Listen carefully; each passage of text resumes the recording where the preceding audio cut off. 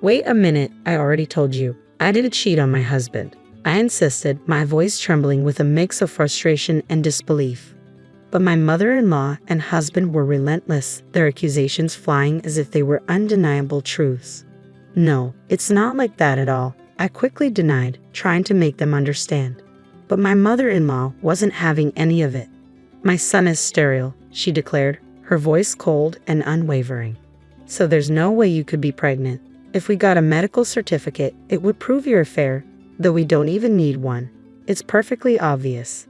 Before I could respond, my mother's hand suddenly struck my face with a stinging slap, silencing me. I turned to my parents, hoping for support, but they just stared back at me, their expressions distant and disapproving. My name is Anna. I'm a 34-year-old office worker, and last year, after several years of dating, I married William. We both have careers, so we share the household chores, maintaining a balanced and stress-free life. William is amazing. He can cook, clean, and do laundry, and I'm truly grateful for that. Our newlywed life has been blissful, and I was certain it would continue this way. From the moment we got married, I've wanted to have children. In my 20s, I was all about my career, but seeing my friends happily raising their kids made me long for one of my own. But now, as I approach my mid-30s, conceiving has proven difficult. Though our marriage has been full of happiness, there have been moments of deep discouragement. Still, I held on to hope that we'd one day be blessed with a baby. Then, one morning, I woke up feeling nauseous. Could it be? I grabbed a test kit, my heart racing, and when the results showed positive, I was in shock. Could I really be pregnant? Shaken but hopeful, I called in late to work and rushed to the hospital. Yes, you're definitely pregnant, the doctor confirmed with a warm smile. I can hear the baby's heartbeat. Are you sure? I asked, barely able to believe it. Absolutely. You're in your 3rd month. Congratulations. You should get your maternity handbook too. I couldn't hold back my tears of joy. I was over the moon and couldn't wait to share the news with William. On my way home, I stopped by the supermarket, picking up food with a heart full of excitement. I imagined William's reaction, hoping he'd be just as overjoyed as I was. Maybe he'd even cry, and we'd embrace in happiness. Even after I got home, I couldn't stop smiling. I cooked dinner in the best mood, anticipating his arrival. Finally, when William walked through the door that night, he noticed the feast I'd prepared. Wow, dinner looks amazing today, he said, loosening his tie. I couldn't stop smiling as I looked at him, eager to share the news. Guess what? I'm pregnant, I announced, expecting an outburst of joy. Instead, his face froze in surprise. What? Pregnant? I nodded, waiting for the happiness to sink in, but his reaction took an unexpected turn. Whose baby is it? He asked, his voice sharp and cold. What? I stammered, taken aback. I asked you whose child it is, he repeated, his eyes narrowing with suspicion. What's wrong with you? Of course, it's yours, I said, my voice trembling with confusion. He sighed heavily, shaking his head. I'm sterile. What? I whispered, my heart sinking. So, it's not mine, he continued, a note of finality in his tone. I had no idea you were having an affair. I'm disappointed. Wait a minute, I'm not having an affair. This baby is yours, I insisted, desperation creeping into my voice. But he wouldn't listen. Just give me some time. I'm going back to my parents' house, he said, turning away. He left without even touching the meal I had prepared, and the door closed behind him with a sense of finality. A few days later, my husband called my parents, saying he wanted to talk with them. I begged him to discuss it with me alone first, but he ignored my pleas. So we agreed to meet at my parents' house the coming Saturday. The anxiety gnawed at me, and I couldn't sleep, my mind racing with dread over what was to come. I struggled to explain the situation to my parents, and when my in-laws arrived, my mother couldn't hold back any longer. What's going on? She asked, her voice laced with concern. My mother-in-law responded with icy detachment. What? You mean your daughter hasn't told you anything? I heard she's pregnant, but it's not my son's. My parents froze, shock etched on their faces. My father, still in disbelief, muttered, I never imagined Anna would cheat on him. I guess I was the only one who thought they had a strong marriage. Wait a minute, I interjected, my voice shaking. I told you before, I didn't have an affair. But my mother-in-law and husband had already made up their minds, assuming I was at fault without question. No, my mother-in-law continued, her tone accusatory. My son is sterile, so there's no way she could be pregnant. A medical certificate would prove the affair. But we don't even need that. It's obvious. As I tried to defend myself, my mother suddenly slapped me, the sting of her hand leaving me speechless. I turned to my parents, hoping for some semblance of support, but they both stared at me with cold, unfeeling eyes. My husband and mother-in-law exchanged smug looks, their expressions filled with disdain. Well, you deserve that slap, my mother-in-law sneered. You committed adultery and never even had the decency to apologize. To my horror, my mother bowed her head and quietly said, I'm sorry, as if accepting their version of the story without question. I apologize, I said, my voice trembling. Come on, you two. Apologize quickly, my mother urged, her tone sharp. My father followed suit, bowing his head to my mother-in-law and husband. I'm sorry for all the trouble my daughter has caused, he said, grabbing my head and forcing me to bow in submission. I brushed my father's hand away, desperate to make them listen. Please just hear me out for a minute, I pleaded, but they refused, their anger only growing. You've brought shame upon this family, my father shouted in front of my mother-in-law and husband. You're no daughter of mine. My mother-in-law and husband exchanged smug looks, their laughter ringing in my ears. Oh my, they disowned you, my mother-in-law sneered. Well, you got what you deserved. Just then, the living room door creaked open, and my sister walked in, her face a mask of concern. Dad, Mom, please calm down, she urged, her voice steady. Finally, a glimmer of hope, but my father turned his anger on her. How can you stay so calm after hearing all this? And this is none of your business. We're family, it's very much my business, my sister replied firmly. And before you arrived, I spoke with Anna. Is it true, William? Are you sterile? My mother-in-law and husband exchanged uneasy glances, clearly caught off guard. Could it be that your sister suspects us, William? My mother-in-law asked, her voice tinged with uncertainty. No, of course not, William replied, but maybe it's time we address this with some facts. My sister remained calm, ready to uncover the truth. When did you have the examination? My sister asked, her voice laced with suspicion. My husband and mother-in-law exchanged uneasy glances. He hasn't had any tests, my mother-in-law admitted. What? I froze, disbelief washing over me. My sister looked equally stunned. Then how can you be so sure he's sterile? My mother-in-law bristled. Are you trying to intimidate us? He hasn't been tested, but it's true, she insisted. How can you be so certain? My sister pressed, her tone unwavering. With an exasperated sigh, my mother-in-law began to explain. My son was married once before when he was young. They were together for 7 years, and she never got pregnant. But right after their divorce, his ex-wife conceived. Clearly, my son was the reason they couldn't have children. Now do you believe me? She demanded, her voice dripping with certainty. This proves that he's sterile, and that you must be cheating on him. She looked at me with utter contempt. The idea that you'd cheat on my son and still want to stay married to him is repulsive. You're a disgusting woman, you know that. My husband nodded in agreement, his expression mirroring his mother's disdain. Yes, you are. You've even dared to bear a child that I couldn't have. You've insulted me beyond words. I was utterly mortified. That wasn't proof that my husband was sterile, but I didn't have the knowledge to argue back. Desperate, I glanced at my sister, silently pleading for her help. She noticed my distress, gave me a reassuring nod, and began speaking again. I understand why you might think there's an issue given your past experience, she said calmly. But you can't definitively say your son is sterile based on that alone. There are couples who have children after 10 years of marriage without any fertility treatments. My mother-in-law scoffed, cutting her off. Don't try to lecture me with something you found on the internet. You're not a doctor, so what you say doesn't mean a thing. I wondered if my mother-in-law had paid attention at all when she met my family. My sister is a doctor and an obstetrician, my sister replied, her voice firm. Both my mother-in-law and husband were taken aback. What? They exclaimed in unison. I was stunned, too. It was clear they hadn't really listened when my sister had introduced herself before the wedding.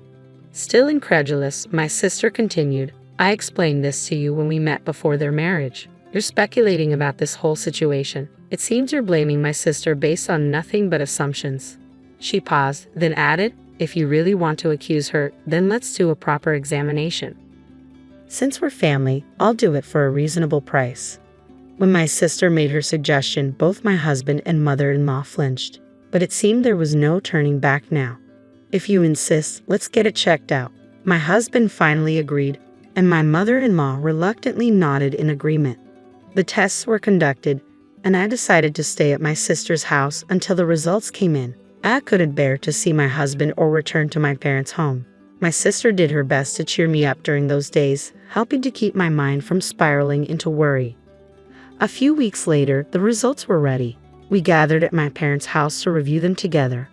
The tests confirmed that there was nothing wrong with my husband. My mother-in-law's face turned pale, and my husband looked genuinely surprised. "Anna, I'm sorry," he said, "but I'm glad to know that there's nothing wrong with me and that I can prove the child is mine." He said it so matter-of-factly that I was left speechless. Was this the same person who had accused me so easily, who had sided with his mother based on nothing but assumptions? My mother-in-law, instead of apologizing, laughed awkwardly and said, if this was how it was going to turn out, we should have done the test earlier. She offered no apology, and it was clear she had no intention of doing so. "I guess that settles it," my husband said, sounding oddly proud of himself. I realized I couldn't stay with a man like this any longer. My husband, assuming everything was settled, said, "Let's go home together," but I couldn't bring myself to leave with him. Sensing my hesitation, my sister intervened. "I don't think she's ready to go home yet. She'll stay with me for a while," she said. He reluctantly agreed, and finally my husband and mother-in-law left my parents' house. "What a pair," my mother muttered after they left. "They nearly fooled us too. I'm sorry for slapping you the other day, but this is all their fault." While my parents now blamed my husband and mother-in-law, I couldn't help but feel they were partially at fault too. My sister took me back to her apartment, and the moment we arrived, I felt a wave of relief wash over me. I broke down in tears. My sister didn't say a word, she just held me, comforting me in silence. I was terrified by how everyone had doubted me, looking at me with cold suspicion. In the midst of all that, my sister was the only one who stood by my side. I was so grateful that I had confided in her the day before the meeting at our parents' house. She went out of her way to come and support me, and I couldn't thank her enough. I stayed with my sister for a few days to recover, both physically and mentally. During that time, I made a decision. Together with my sister, I went to the house where my husband was staying. When he opened the door and saw me, he said, "Welcome home. I've been waiting for you." But his smile faded when he noticed my sister and another person standing beside me. Who's this?" he asked, confused. "This is my lawyer," I replied calmly. "Lawyer?" My husband's face went pale. "Why did you bring a lawyer?" "I can't live with you anymore. I'm here to ask for a divorce." He looked shocked, panic washing over his face. "Wait, what? This is so sudden. You can't just ask for a divorce out of nowhere." "It's not sudden," I said firmly. "After everything that's happened, this is the only option." The lawyer stepped in, explaining the fact that you and your mother accused Anna without any basis as grounds for divorce, and the fact that you concealed your supposed infertility from her, knowing she wanted children, is a significant issue. I don't think my husband expected this outcome at all. He nodded, but he seemed to be in shock. With him standing aside, I packed up my belongings and returned to my sister's house. After that, all communication with my husband was handled through my lawyer. I demanded compensation for the emotional pain and suffering he had caused me, as well as a fair division of property and child support. Thanks to my skilled lawyer, I was able to secure all of these. On top of that, my mother-in-law and husband had spread rumors in our neighborhood and at his workplace, claiming I was having an affair. I sued them for defamation of character. Not only did I receive additional compensation, but they were also forced to retract their statements and apologize to everyone they had misled. As a result, both my husband and mother-in-law lost all credibility and have since become socially isolated. I decided to rent an apartment just down the street from my sister's house. My parents offered for me to move back home so they could help raise their grandchild, but I politely declined. I didn't want them, who failed to protect me, to take care of my child. In fact, my sister had also experienced similar disappointment with our parents, who were more concerned about their social image than their children's well-being. She too has chosen to keep her distance from them. While I am grateful to my parents for supporting my education, I can't overlook how they failed me in this situation. I'll maintain a minimal relationship with them out of respect, but I'm deeply disappointed. For now, it's enough for me to have a sister who truly cares about me and stands by my side. I will always do my best to support her as well. My priority now is to be strong for the sake of my unborn child. The betrayal from my husband and mother-in-law was terrible, but the way my own parents turned against me without even listening was just as painful. I'm so grateful to have a wonderful sister who stood by me through it all. Being a single mother won't be easy, but with her support, I know I'll be fine. I'll cherish the bond we share and focus on living a happy life, one day at a time. I won't allow it, the father of the family declared angrily. This man is targeting our family. In the tense silence that followed as he caught his breath, the older brother spoke up. So what do you plan to do about my sister's engagement? It's over, of course. It's only natural, the father replied. I want you to have no further dealings with my son. The brother, remaining calm, responded, let's consider the engagement with my sister as if it never existed. Is that acceptable to you? There's no need to stress over it. It's a waste of time. People don't understand their place. He added with a hint of curiosity, I'd really like to see the face of their parents. You probably see them often, don't you? The father looked puzzled, and the brother continued, my name is Tilly. I like it, though I don't know how it was chosen or who named me. By the time I became aware of myself, I rarely saw my parents. My father was an executive at a major electronics manufacturer, and my mother was a board member. They use a hotel near the company as a substitute for home, rarely returning to our actual house. My brother and I were left alone, almost abandoned, in a grand home that hid our situation from the neighborhood. He recalled, I remember a little girl my mother brought home when I was 5. Her name was Carol. She became my sister, but like us, she was left to fend for herself. At the time, it seemed normal, though looking back, it was far from it. My brother, only 7, took on the responsibility of caring for us. Our mother made occasional appearances for appearances' sake, but we relied entirely on our brother. Tilly continued, Carol, who had excelled in school, was suddenly taken away by our parents. It was unexpected. My mother, impressed by Carol's beauty and intelligence, decided to raise her as the daughter of a wealthy family. Disappointed with my brother's poor academic performance, they planned to use Carol to find a competent successor. I later realized they were strategically selecting the successor. My brother's poor performance was due to his responsibilities at home, not a lack of ability. Thanks to him, we were able to go to school and play with friends normally. Yet our parents never recognized his sacrifices. Eventually, it was just my brother and me again. By the time I graduated from middle school, we received a notice that the enrollment fee for the private high school I intended to attend hadn't been paid. I have no intention of spending money on an incompetent child, my mother told my brother, and she stopped providing financial support shortly after. My brother, having anticipated this, immediately withdrew from his own high school and began homeschooling me. He started working at a company I had never heard of and used his earnings to cover my enrollment fee. From then on, he was my sole supporter.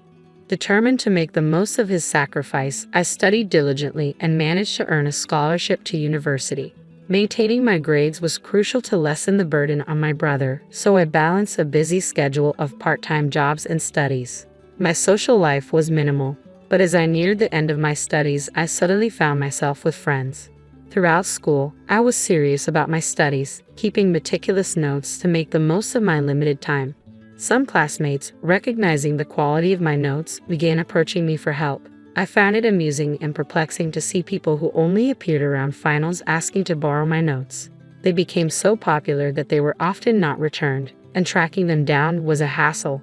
Often, I didn't even know who had them until I finally got the names, which were usually unfamiliar.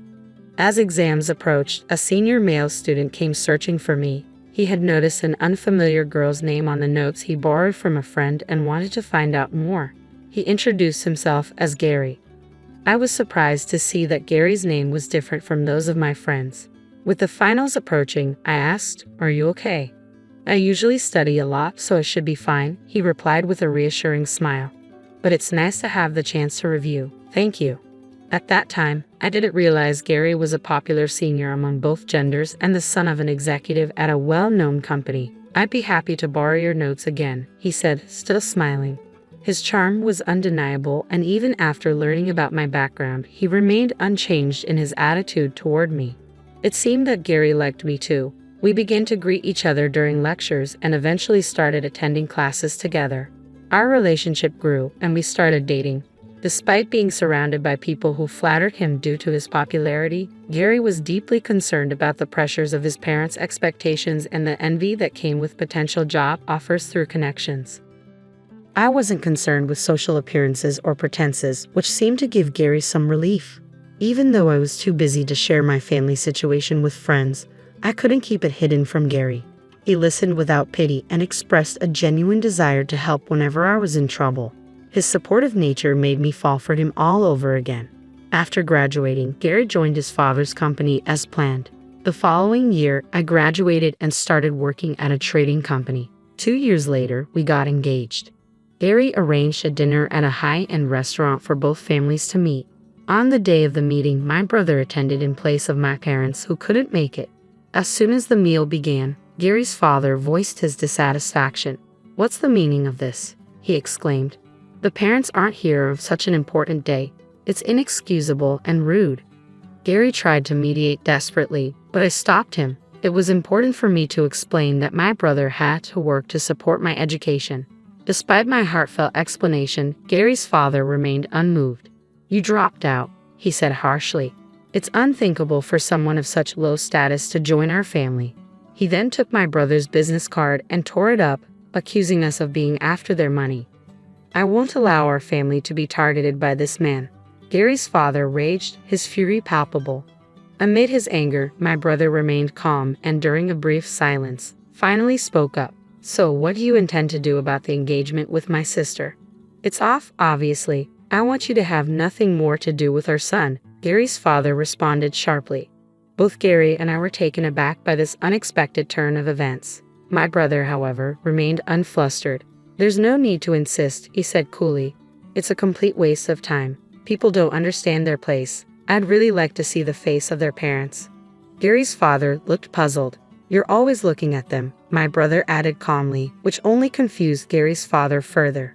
Regarding the broken engagement, my brother continued, "I'll convey it directly to Carol Smith. You've met Carol a few times, haven't you?" Gary's father was visibly shocked. "Carol? You mean Carol Smith? You're related to her?" "Yes," my brother revealed. "Carol is my sister." Gary's parents went pale at this revelation. "So you're the president's son who went missing?" Gary's father asked, astonished. My brother responded with a rueful smile. "That's how they know about me. The company where you and Gary work is run by our parents." Though this coincidence was surprising, it was not as shocking as discovering my connection to Carol after so many years. I was left wondering why my brother needed to relay something to her. He continued, "Tilly, I'm sorry. There were some things I had been keeping from you. I thought it wouldn't be a problem if the engagement went smoothly. Actually, there had been discussions about an engagement between Gary and Carol, which neither you nor Gary knew about." I was stunned by this revelation. My brother's story was not yet over. In fact, I've been in contact with Carol recently, but only for business-related reasons, he added. "I couldn't tell you about this earlier," my brother began. Carol mentioned that there was a marriage proposal. According to her, during their communications, she discussed the engagement, which was supposed to be with Gary, the man I was initially set to be engaged to. I had suspected that Gary had moved on to another woman, but upon Carol's investigation, it turned out that this engagement was something our parents were orchestrating behind the scenes. Carol had independently obtained this information, but there had been no formal notice of engagement from our parents. It appears Gary was not informed about this arrangement and likely did not know about the double booking. Thus, my brother and Carol concluded that the engagement between me and Gary made the most sense given the circumstances. So, under these circumstances, it's reasonable to call off the engagement between Gary and Carol, right? My brother said, offering a gentle smile to Gary's father. "The matter with Carol should be irrelevant. It was decided among our parents after all. You were the one who mentioned calling off the engagement with my sister, or are you implying that Carol isn't my sister?" "No, that's not what I meant," Gary's father stammered. Let's have Carol inform our parents about this discussion. Since the engagement was arranged by them, it shouldn't matter if we, the children, choose to ignore it. As for the engagement between Gary and Tilly, I'll leave that decision to them, my brother said calmly. His tone was peaceful, but to Gary's father, it might have sounded like a threat. The shock on Gary's father's face grew as he processed the implications. You've repeatedly said you wanted to sever ties with my family, my brother continued. This means, I can only interpret this as a declaration that you don't want your company involved in the crucial line construction project I'm pushing forward, my brother said firmly. What line construction project? Gary's father asked, taken aback. He scrambled to pick up the torn business card of my brother. Upon seeing the company name on the card, his face turned even paler. After dropping out of public high school, my brother had started working at the core holding company of a trading and logistics group. This company was a key player in the group, focusing on internal operations and not widely known outside the industry. Through his hard work, my brother had caught the attention of the president, received a de facto handover from the outgoing president, and made significant contributions to the company's expansion. Currently, I support my brother at the same company using the language skills I acquired at university. The line construction project my brother mentioned involved prioritizing the supply of industrial materials, particularly those based on semiconductor materials, to our parent's company. Initially, the performance of the partner company was subpar, and while my brother might not have been personally invested in their proposal, he handled it with a professional approach. He always took his responsibilities seriously and considered all aspects, including Carol's role. It was unexpected for my brother to find Carol in a key position for this project. After graduating from university, Carol had joined our parents' company and risen to a business executive role, having excelled academically. When they reunited after a long time, Carol and my brother exchanged information and identified several issues. One of these was the overlapping engagements with Gary, which had already been resolved. The other issue was related to the pipeline construction project. For my brother, this project was crucial for proving the integrity and reliability of the supply chain. Before the founder and benefactor of the company retired, he aimed to ensure both peace of mind and continued business growth. To achieve this, he wanted to evaluate the operational capabilities of the partner companies and, more importantly, the qualities of their executives. Carol, who had grown into an intelligent and virtuous person, might have influenced our parents' approach to handling people or even contributed to their personal growth. My brother used his business acumen to objectively assess the situation, turning our engagement meeting into an opportunity for evaluation. Our parents showed little interest in the meeting and made no effort to get to know my partner. The true nature of Gary's father became clear through his behavior towards subordinates and the increasing gossip about him. The current character of his friends and our parents also became evident. Gary's father, realizing the gravity of the situation, said, "If that contract is lost, our company will forfeit $500 million in sales." He apologized profusely. My brother calmly responded, "As you wish, we shall not meet again." Before standing up, Gary took my hand and we rose to leave. Whether his whisper, "Let's leave them and get married," reached his paralyzed parents is uncertain. Afterward, Gary and I married, and he severed ties with his parents, leaving the company. He is now supporting my brother and contemplating starting his own business. I am committed to supporting him in this new venture. Our parents' company, burdened with debt, faced imminent bankruptcy. Executives resigned one after another, including Gary's father. Our parents, who had once claimed the honor of raising us, showed up at my brother's house. He repaid a small amount of child support and then cut off ties with them. I decided to follow his example. Surprisingly, our sister Carol took on the challenge of reviving the nearly bankrupt company. "I can't abandon the future of our employees," she declared with the resolve of a business executive. My brother and I pledged to support Carol with all our might. I am now living in the house where I grew up with Gary. My brother renovated it and gifted it to us. We are expecting our small family to grow soon, and I am determined not to neglect raising our child. Why did you come to the university hospital? You can't seriously think a doctor can fix being uneducated and poor. Mike smirked, clearly amused with himself. I barely reacted, unimpressed by his arrogance. That's none of your concern, Mike. You're always so aloof. But no matter how prestigious the hospital, they can't cure ignorance or poverty. I didn't even bother with a fake laugh at his weak attempt at humor. Then suddenly, a nurse came rushing toward us. She looked directly at me, waving urgently. "Doctor, we have an emergency. The patient's unconscious and in critical condition. Please come quickly." My name is Jessica, and I'm the oldest of 4 siblings. When I was in elementary school, our father passed away, leaving our mother to raise us on her own. The debt he left behind made it nearly impossible for her to make ends meet, no matter how hard she worked. At her request, I dropped out of high school to take a job at a nearby factory, determined to support my family so that my siblings could pursue their dreams without the burden of financial strain. Everything changed when I turned 18. After several dinner invitations from my supervisor, he asked me if I'd considered dating him. I had already developed feelings for him, so I agreed. Our relationship blossomed, and 2 years later, on my 20th birthday, he proposed. I said yes, and we got married. His name was Mike. From the start, I was honest with Mike about not finishing high school. He assured me, education doesn't matter when you love someone. He always tried to create a relationship based on honesty and equality. Even though he was several years older, he never treated me condescendingly and genuinely valued me. But over time, that seemed to change. His attitude toward me shifted, and he began to look down on me. "Do you even realize who's been supporting your lifestyle? You should be more grateful," Mike said, his voice tinged with irritation. Mike's words made me flinch. When we got married, I left my job at the factory because he insisted so strongly that I become a stay-at-home wife. I had intended to keep working, but he told me, "I want you to take care of the household chores, and I expect a warm meal and a tidy home every day." Despite my worries about sending less money back home, I didn't argue and quit my job. Now, he sees me as nothing more than an unemployed, wasteful burden. "I actually want to work," I finally found the courage to say, but he just laughed at me. "Do you really think any company would hire a high school dropout like you? Your place is here, taking care of our home," he replied coldly. His words struck a chord with me. Maybe quitting my job, just as Mike wanted, had been a mistake. The allowance he gives me has been steadily shrinking, and I know if I complain about the lack of money, he'll probably blame my budgeting skills. So I stay silent and cover the shortfall with the savings I've been carefully building up. As I watched him relax with a drink, the thought of divorce began to creep into my mind.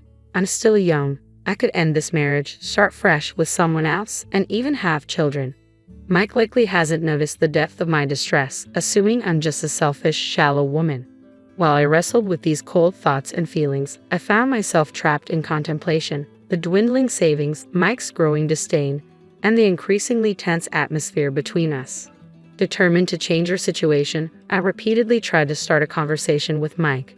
However, he always managed to find an excuse, claiming he was too tired or had other plans, evading any meaningful discussion. To make things worse, he even told me, "I don't want to talk to someone with such a low educational background." I was at my breaking point. One evening, after cleaning up from dinner, I finally resolved to share my decision with him. The next step was to tell him I wanted a divorce. With my lips dry from nervousness and mustering every ounce of courage, I approached him while he was absorbed in the TV. "Hey, there's something I need to discuss." Hearing the tension in my voice, Mike looked up from his spot with an indifferent expression. I held out the court document and our lawyer's letter, meeting his gaze directly. "I think it would be best if we got a divorce," I said firmly. A deep frown formed on his face. I braced myself for a shouting match, but instead of an outburst, he merely stared at me in silence. I could see his fists clenching and his face turning red with anger. Despite his fury, he held back and didn't let his emotions get the better of him. After a long, tense pause, he finally muttered in a barely audible voice, "Someone with your level of education." His fists clenched even tighter, and his eyes burned with resentment as he glared at me. I instinctively took a step back from his chilling gaze. "You think you have the right to challenge me? With just a high school diploma? You think you can suggest a divorce to your husband?" he shouted, his voice dripping with rage. But I had no intention of backing down. I had endured so much hurt from Mike already. Fighting back tears, I held his gaze steadily. The intensity of my stare seemed to momentarily unsettle him, a flicker of uncertainty crossing his face.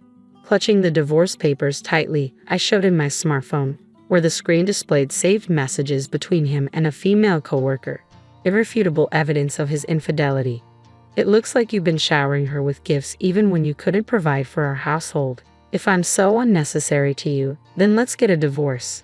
Free me from this situation." For the first time, my husband was at a loss for words. He clearly hadn't expected me to have evidence of his affair. Perhaps he thought I'd never discover it. Though he struggled to find a response, his attempt at a smirk was laced with sarcasm. "Living with someone not so bright can be stressful. I need some occasional refreshment," he said, admitting to the affair with no hint of remorse, then turned back to the TV as if the conversation were over. The emptiness of his response was palpable. I swiftly moved to his side and turned off the TV, filling the room with silence. With his disgruntled gaze now fixed on me, I summoned all my strength to steady my trembling legs. I held out the divorce papers again. "All you need to do is sign these. Please, I'm begging you." Why is Mike so resistant to divorce? He despises me, claims to be miserable in our daily life, and yet he clings to the pretense of our marriage while being involved with another woman. Why won't he just leave? I can't make sense of it. If he believes I don't have the right to suggest a divorce, then he should be the one to propose it. I would do anything to distance myself from him.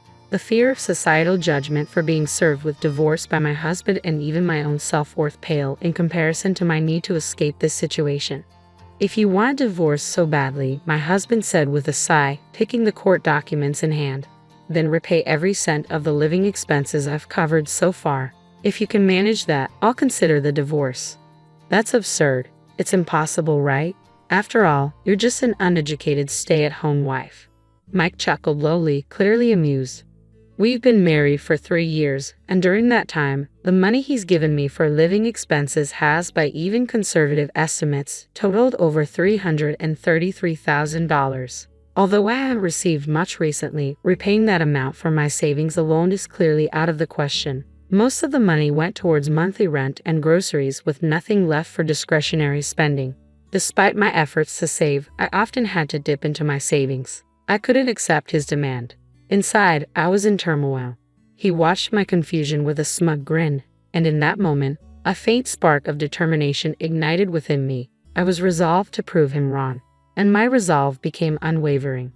12 years later, I found myself standing in the lobby of a university hospital, feeling disoriented. It was my first visit to this facility, and I was lost amid the maze of corridors. The busy staff seemed oblivious to my plight, leaving me stranded. I kept consulting the rough map I held, desperately trying to figure out where I was and where I needed to go. "Is that Jessica?" I suddenly heard my name called from behind. Turning around in surprise, I saw a middle-aged man standing there. I felt a sense of familiarity, but I couldn't quite place him. "I'm sorry, have we met before?" I asked, feeling a bit embarrassed. The man sighed and looked at me with a hint of annoyance. "Do high school dropouts also forget faces? I can't believe you've forgotten the man you used to be married to." As I studied his face more closely, memories began to resurface, bringing back his familiar, arrogant demeanor. Mike. The moment I said his name, my ex-husband settled into a seat in the lobby, looking quite satisfied. "Why are you here at the university hospital?" Mike asked with a smirk. "Surely you don't think a doctor can fix being uneducated and poor." He seemed quite pleased with his own words and chuckled to himself. I remained unruffled by his smugness. "It's none of your business, Mike. You're always so cold," he continued with a sneer. "No matter how prestigious this hospital is, I don't think they can cure a lack of education or poverty."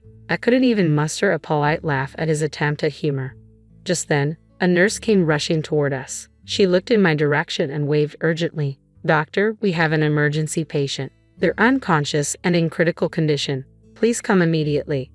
I stood up immediately and accepted a lab coat from the nurse. Mike's eyes widened in surprise as he watched me. "I'm so sorry about this, especially on your first day here," the nurse said with a bow. There were no other doctors available. She quickly left, leaving Mike to stare after her. I couldn't afford to be distracted by Mike any longer. Not knowing what to do with the hospital brochure I was holding, I handed it to him. Seeing his shocked expression, I simply said, "I'm a doctor." After the emergency treatment was completed, I headed straight to the consultation room. Wandering around the hospital on my own would only leave me disoriented. Even though it was still before my scheduled start time, I decided to begin my work on my first day of transfer. I reviewed the medical chart and was taken aback. As I entered the room, I saw Mike sitting in the examination chair. His expression mirrored my own shock, eyes widening in disbelief. According to the chart, Mike had heart problems and had been referred to this university hospital. I took a deep breath, refocused on my work, and proceeded with the examination. Mike, clearly unsettled, couldn't mask his displeasure. "Is there anything else you'd like to ask?" I inquired as I finished the examination. Mike murmured, "How did someone like you, a high school dropout, become a doctor?" A nurse working beside him looked at him in surprise. Not wanting to waste consultation time, I took a moment to reflect. "My father was a doctor," I began. Just to clarify, I didn't drop out of high school due to poor grades. Memories of my father came flooding back. He was often away, preoccupied with work, and much of his earnings went towards alcohol and nightlife, leading to significant debt. Despite his flaws, I owe a lot to him. His commitment to my education played a crucial role in my path. From a young age, I aspired to follow in his footsteps and never wavered in that dream. I excelled in my studies throughout elementary and middle school, and my mother always believed in me, saying, "Jessica will surely become a doctor." After my father's death and the need to start working right after middle school, my journey took a detour, but I kept learning diligently. I obtained my high school diploma and pursued medical school. But there's no way you had the money to go to college. My earnings were saved by my mom, and I also took advantage of scholarships, I replied. "Scholarships? For you?" His disbelief stunned a bit, but I quickly composed myself and met his gaze. "You used to mock me, calling me a middle school dropout and questioning my intelligence. That was just because you didn't know the whole story." Mike glared at me, his eyes filled with anger. As the nurse whispered that the consultation time was almost over, I turned to prepare the medical chart for the next patient, casting a final glance at Mike. "Regarding the living expenses you wanted me to repay, I can pay them back right now, even double if you prefer. My current income exceeds yours." Mike's face turned crimson, clearly struck by my words. His pride seemed deeply wounded, and his anger was palpable as he breathed heavily. Realizing this was a public consultation room with medical staff bustling around, he stood up abruptly with a loud thud. "Just wait, you failed, doctor. I'm filing a complaint." With that, Mike stormed out of the consultation room. I watched him leave and let out a heavy sigh. Despite my physical exhaustion, I felt a surprising sense of relief. It seemed Mike had initially sought treatment at another facility but was eventually referred to the university hospital where I work. With a scowl on his face, he had returned to see me. After our divorce, Mike's life had taken a nosedive. The female coworker with whom he'd had an affair had rejected him, and rumors about his infidelity and our breakup had spread throughout his company, leading to his resignation. The blow to his pride was compounded by being turned down by 2 women. His alcohol and cigarette consumption had increased, which he carelessly suggested might have contributed to his heart problems. He was scheduled for major surgery soon, and while I did feel a twinge of sympathy for him, I couldn't completely forget his behavior during our marriage. Regardless of my personal feelings, I remained professional and committed to providing him with the best medical care. Mike still comes to my clinic for regular checkups. At one point, he even asked if I would consider remarrying him, but I politely declined. For now, I have no intention of remarrying and in content living with my family at my parents' home. It may sound boastful, but I'm well regarded as a doctor and earn more than enough to support my family. My days are busy and fulfilling, but occasionally I look back on our married life with a sense of emptiness. "Hello, are you Yumi's mother? I'm calling from the nursery school." "Ha! What is it?" I was puzzled by the sudden call from the nursery school. At first, I thought it might be some kind of prank, but then the teacher on the other end of the line spoke in a somewhat stern tone. "Could you please come to pick up Yumi? The time we can keep her has already passed." I couldn't comprehend what I was hearing. "I am sorry, but my daughter passed away a month ago. My name is Hazel. I'm 28 years old, and I work as a company employee. Currently, I'm dating a man named Nathan. We met at a mixer, and since we were the same age and had similar interests, we hit it off. He seemed like a typical company employee, stable, calm, and sensible. These qualities are important to me, especially since we're at an age where marriage is on the horizon. It's no longer just about appearances. Nathan is a kind person who exceeds my expectations and makes me feel at ease. On our dates, he always comes up with creative ideas, and when we spend time at his place, he prepares delicious meals with impressive skill. "This eggplant dish is really good, isn't it?" he said one evening, serving up a meal. "It's surprisingly easy. I just make it quickly in the microwave." "That's amazing. You're really good at Japanese cuisine," I replied, impressed. "Yeah, actually my family runs a small restaurant." "Really?" This was something I learned when we first started dating. Nathan's family lives in the countryside and operates a small restaurant. He learned to cook from his father, who is a chef, and as a result he's very skilled in the kitchen, capable of making a variety of dishes. "Do you have any siblings?" I asked. "Yeah, I have a younger sister," he answered. Knowing that he had a sister meant he was the eldest son, which made me wonder if he might take over the family business someday. "What are you thinking about doing in the future? With your job?" I inquired. After a pause, he replied, "After working at the company for a bit longer, I plan to return to my hometown and take over the family's small restaurant. I think I'll start with a training period." "Oh, is that so?" I was a bit taken aback by his plans. If we were to get married, I'd have to leave my current job and move with him. I work as a web designer, and I really enjoy my job. I hadn't considered quitting anytime soon, but at the same time, I wanted to be with Nathan. Before I knew it, I found myself discussing this dilemma with a senior colleague at work. "Then why don't you try applying for remote work?" she suggested. "Really? The advantage of our job is that we can do it anywhere as long as we have a computer. If you manage your work properly, some companies will allow you to work from home. I'm sure your company can accommodate that too." "Is that so?" Hearing her words filled me with hope. This meant I could continue my current job even if I moved with Nathan. In fact, after I talked to Nathan about the future, he admitted that he had been thinking he would have to make me quit my job and take me with him if we got married, which had made things feel a bit awkward between us. I immediately asked my boss if it was possible to switch to remote work. "If you meet the criteria set by the company, there should be no problem," was the response. As for the internet connection and computer, everything was falling into place. This meant that if I wanted to, I could move to Nathan's hometown right away. After confirming with my boss, I shared the news with Nathan on our next date. "Really? So you mean you can continue your current job while living in my hometown?" he asked, a mixture of surprise and relief on his face. "Yes, that's possible," I replied with a smile. "That's great." He looked genuinely relieved, and seeing his expression made me feel the same way. It didn't take long after that for us to decide to get married.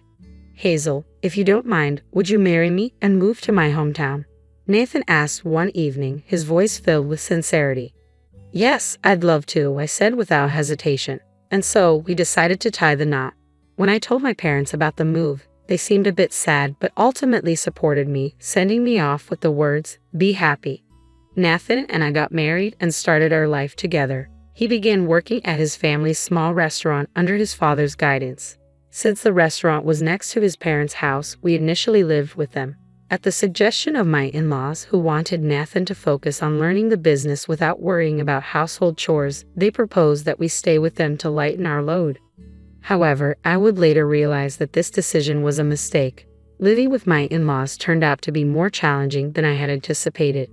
"Hazel, how long do you intend to stay holed up in your room?" my mother-in-law, Susan, said one day, knocking on the door forcefully. "I'm working, Susan. I'm actually working right now," I explained. "Working? You're always in your room. What kind of work are you doing? Are you trying to deceive me with that excuse?" she retorted, her tone filled with suspicion. "I'll never accept it," my mother-in-law declared. "But I really am working," I insisted. "Don't lie. You're just playing around, drawing pictures on that computer, aren't you?" she snapped, glancing at my screen. "This is called web design. It's my job," I explained, trying to remain patient. "I won't be fooled. It's shameful for an adult to be wasting time drawing pictures," she retorted. My mother-in-law likely held old-fashioned views and didn't seem to grasp the concept of working from home. To her, I wasn't really working. I was just cooped up at home, neglecting household chores. I never thought I'd have such a lazy daughter-in-law. Nathan is working hard to become first class, and here you are, playing around like a parasite. Try to be more useful, she criticized almost daily, making it increasingly difficult for me to concentrate on my work. Desperate to change the situation, I decided to talk to my husband about it. "Oh, my mom's getting in the way of your work?" Nathan asked when I brought it up. "Yes, it's like she doesn't understand I'm working from home. She thinks I'm just goofing off," I explained. "I see. My mom has old-fashioned ideas, so it might be inevitable. I'll talk to her," he assured me. Nathan's support gave me some relief, but my mother-in-law was more stubborn than I had anticipated. "How did you convince Nathan? Why do I have to be scolded?" she fumed. "It's clear you're just playing around." "That's not it. I've been trying to explain." I protested, but our clashes only grew more frequent. Each time she made unreasonable remarks, I turned to Nathan for help. But over time, he seemed less willing to mediate. "This is a problem between the two of you. Solve it yourselves," he said one day. Just as I was beginning to feel I couldn't take it anymore, something unexpected happened. Feeling unwell, I went to the hospital, only to be shocked by the news. I was pregnant. My mother-in-law had often pressured me to provide a successor, but I never imagined getting pregnant at such a tumultuous time. I immediately informed my husband and in-laws about the pregnancy. The news took everyone by surprise, but my mother-in-law was especially stunned. "Well done," she said, clearly delighted. Both my husband and father-in-law were happy too, but my mother-in-law's joy was the most apparent. Since then, she had become much kinder to me. "Hazel, how are you feeling? I'll handle the household chores so you don't overdo it," she offered. Her sudden change in attitude was a relief. The scolding and bullying that had once been a daily occurrence stopped, and instead, she became supportive and caring about my health. It was comforting to have the previously confrontational mother-in-law offer me support during this challenging time. Despite the initial strain on my relationship with my husband, things began to improve, and our bond grew stronger. I settled into a stable condition as I prepared for childbirth. However, a new issue emerged during this time. Sometime after the news of my pregnancy, my mother-in-law asked, "By the way, can you tell the baby's gender yet?"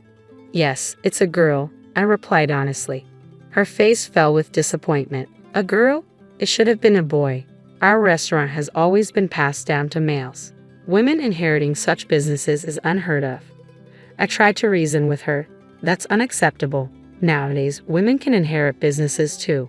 Her response was harsh. "Don't try to justify yourself with your strange values. You're clearly not suited for this."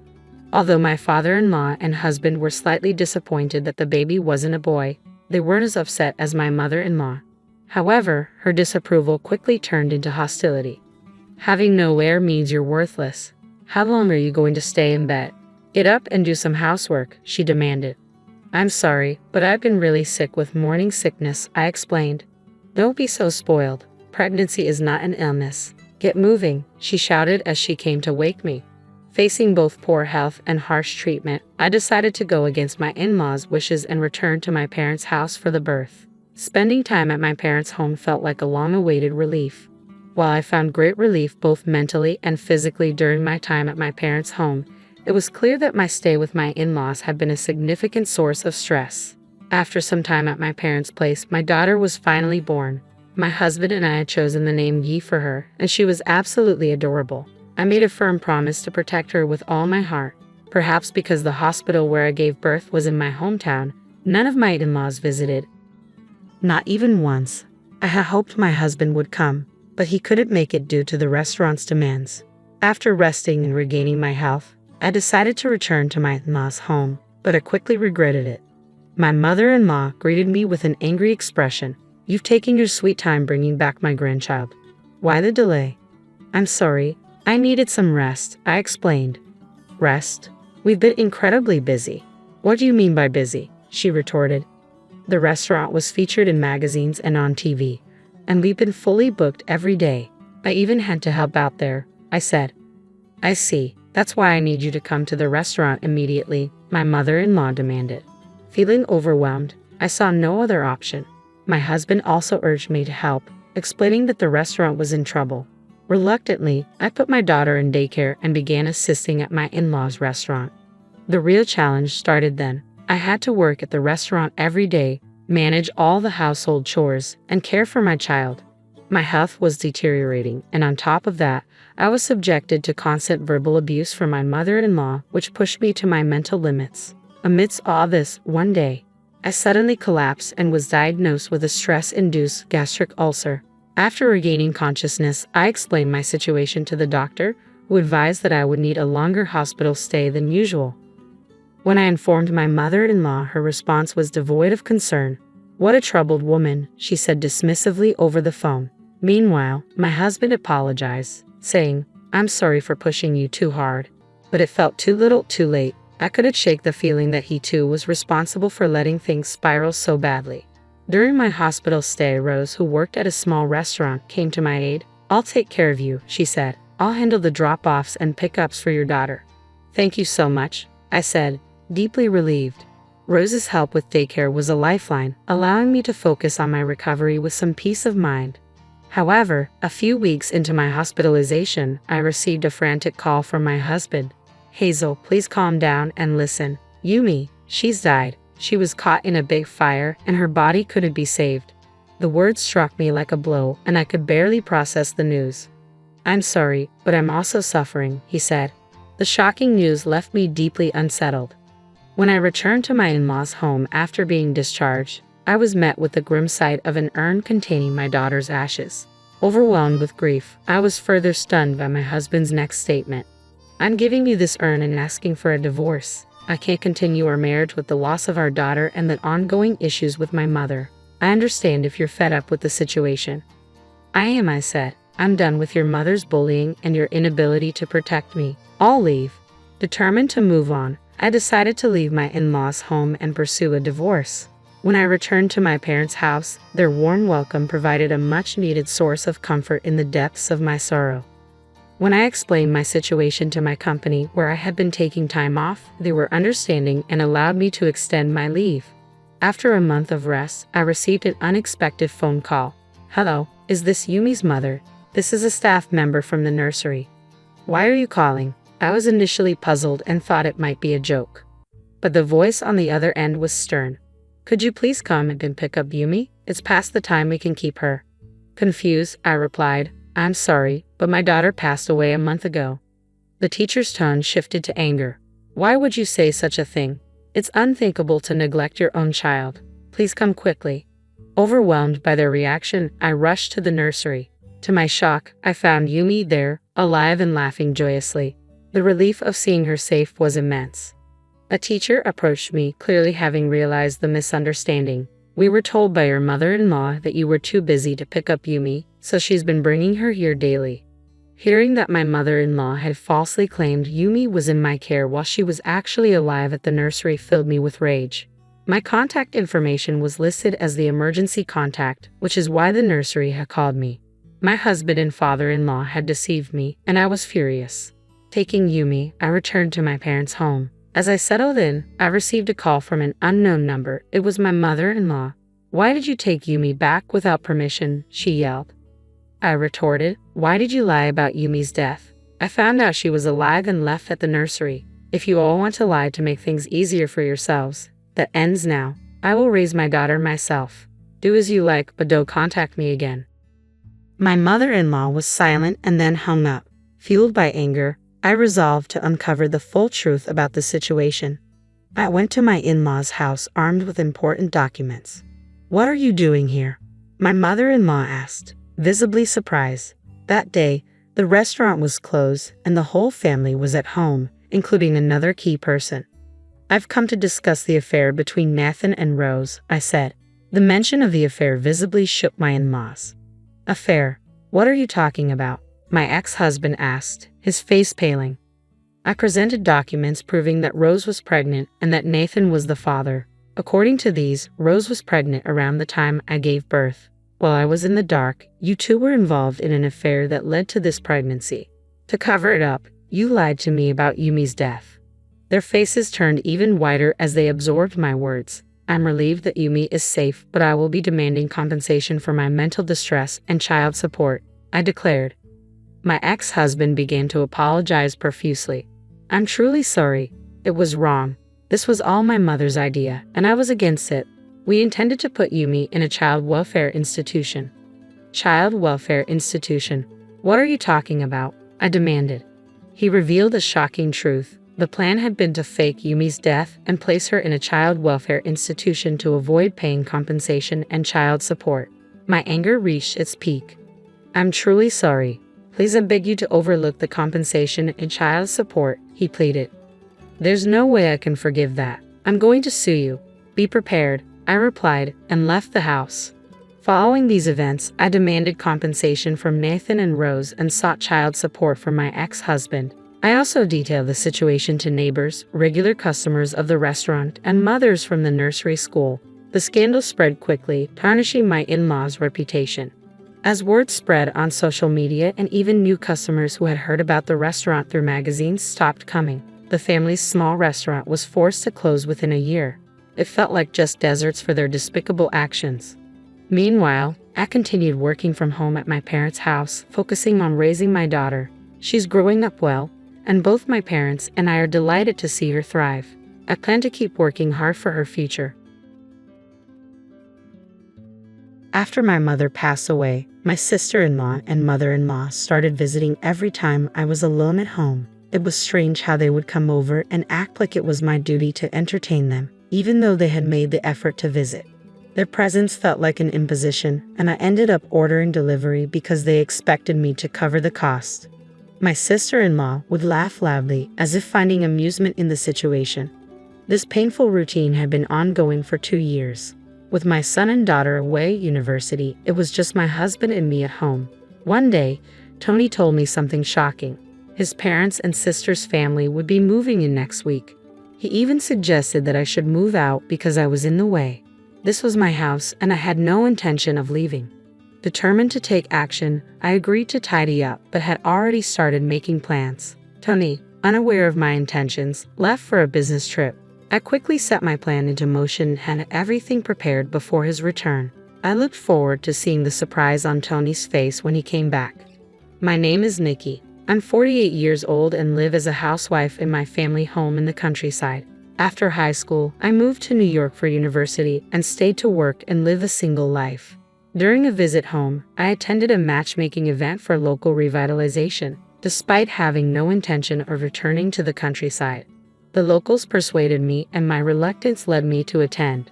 Among the men there, one quietly sat beside me, Tony, my now husband. Feeling awkward alone, I struck up a conversation with him. Despite his few words, his sincerity attracted me. At that time, I was single and not in a high position at my company. My father had passed away, and I had no siblings. My mother lived alone. Growing tired of life in New York, I started considering that returning to the countryside and getting married might not be a bad idea. Eventually, I married Tony and moved back to the countryside to live in my parents' home. Tony agreed to live with my mother, as his sister Sarah was already living with her husband in his parents' home. We had a son and a daughter, and our married life seemed smooth. However, after my mother's death and the children leaving for university, I faced unexpected difficulties. Tony, a man of few words, had always kept to himself and stayed uninvolved in parenting. I had been close to my mother, and her support had made parenting manageable. But after she passed away, I was left with just Tony, and our life took a turn for the worse. Tony's behavior changed drastically. He started referring to me as you or hey instead of using my name and began acting arrogantly, a stark contrast to his former quiet demeanor. He would lounge around in the living room, making demands like, "If you're not doing anything, at least make some coffee." His new attitude made me feel like a fool. He never used to lie down outside the bedroom, but now he seemed to disregard all the respect we once had. I can't help but wonder what triggered such a drastic change in Tony. Perhaps he had been considerate of my mother because she was his mother-in-law, but his current arrogant and dismissive attitude is something I've never seen before. It seems like he's spreading his wings now that she's no longer here, but this transformation has been startling. Even our children, who visit occasionally, have been taken aback by his new behavior. When the kids come home, Tony is so engrossed in the TV that he doesn't even move from the living room.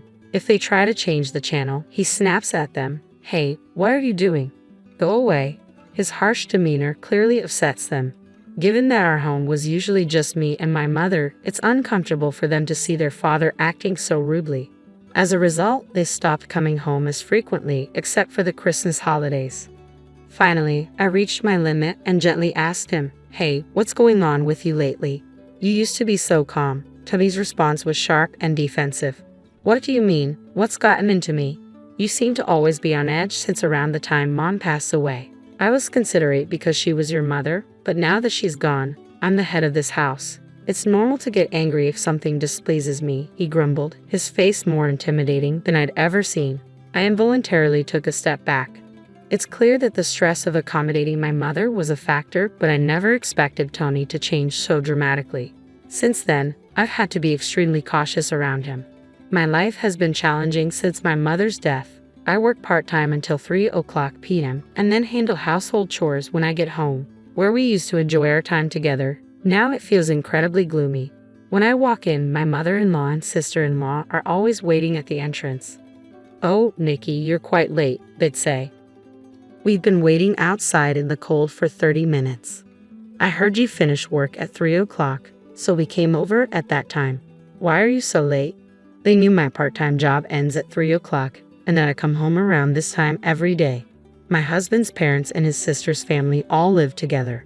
Sarah, my sister-in-law, changed her last name to Timpson when she married, but she and her husband live with her parents. Sarah, who has no children and has never worked, was close to my mother-in-law when my mother was alive.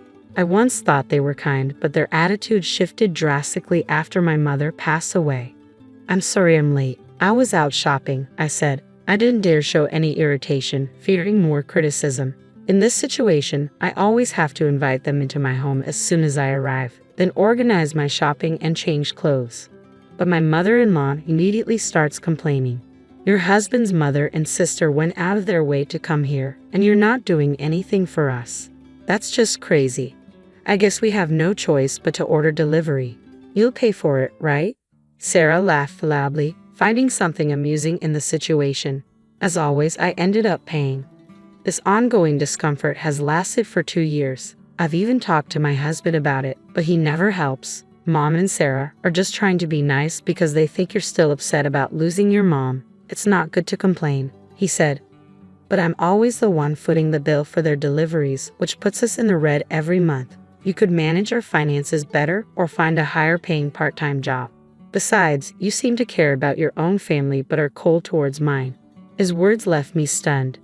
I don't want to quit my current part-time job because my coworkers are nice, and although I live in my parents' house, I've never neglected my in-laws. I've attended family gatherings and brought gifts for birthdays and anniversaries.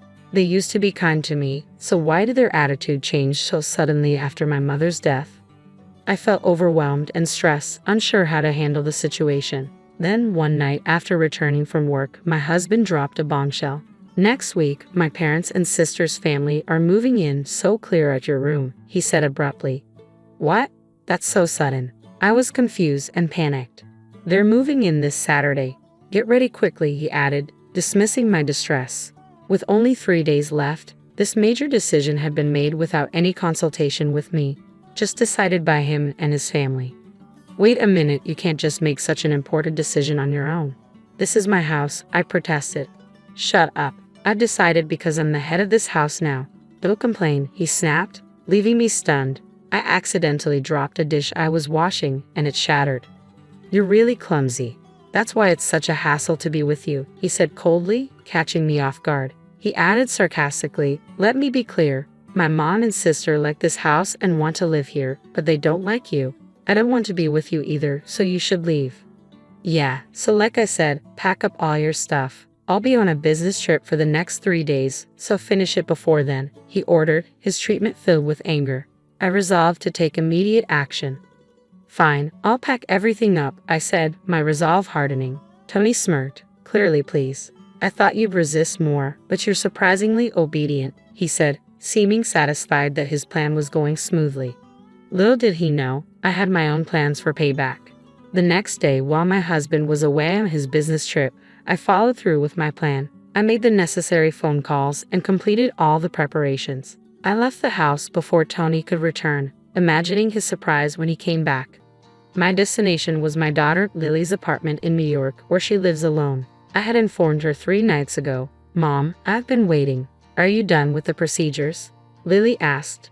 "Yes, everything is perfect. Sorry for coming over so suddenly," I replied.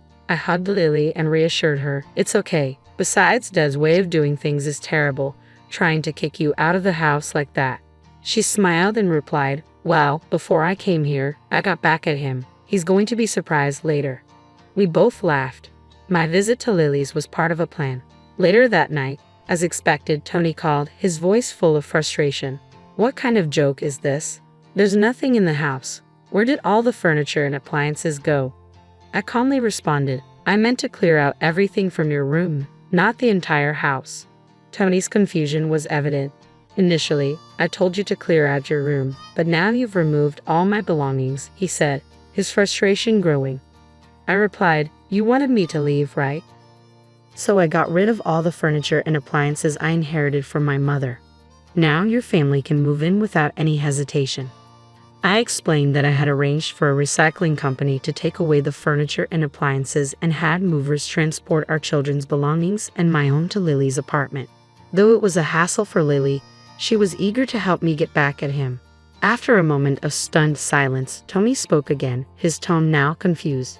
"Actually, the story about my parents' and sister's family moving in was a lie. Both my mother and sister are on the verge of divorce. They were planning to take refuge at your place." "Oh, really?" I said, my tone indifferent. "You didn't think I'd know about their situation?" Tony sounded a bit upset. "You already knew." "Of course," I said calmly. "Over the past few days, I have been in touch with my father-in-law and my brother-in-law, Robert, so I was fully aware of the turmoil in Tony's family." Robert, originally from New York, had attended a matchmaking event in my hometown. I had also participated in the matchmaking event where Robert, who had shown interest in Sarah, was smitten by her.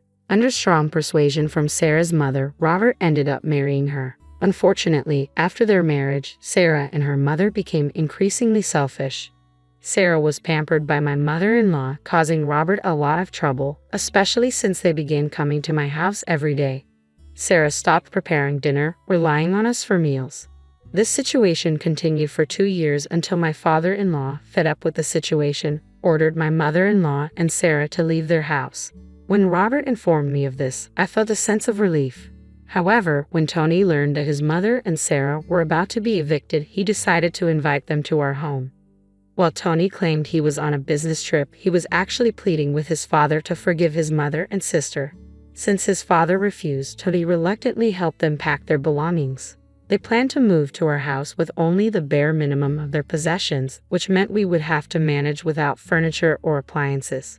When I shared this with Tony, I heard a voice on the other end of the phone saying, "Well, that's a cunning wife." It turned out my mother-in-law had been eavesdropping on our conversation. "Nikki, what should we do?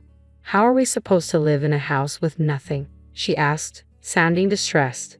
"And it's terrible of you to contact my husband without permission," Sarah added, clearly upset. I responded, "Actually, I also asked your husband for help. I requested that he forgive the two of you. He said if you reflect properly, you can come back tomorrow."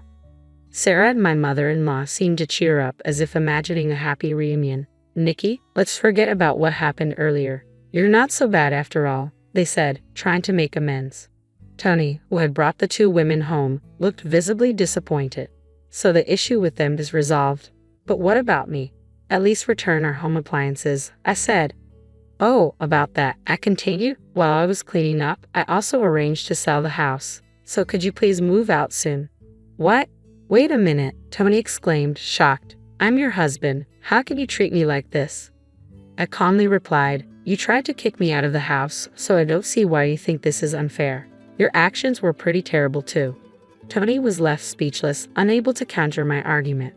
I added, "Oh, and your belongings are still in the house. Check the small drawer in the bedroom. I've already completed my part, so make sure you handle yours." I could hear Tony's footsteps on the other end of the phone, moving towards the bedroom. After a door slammed shut, he said, "What? These are copies of the petition for divorce and the summons?" "Yes," I confirmed. "Please fill out your part and submit the response to the court." Tony's disbelief was palpable. "This is a joke. Why do I have to get divorced? You said you wanted me to leave. Isn't that the same as breaking up?"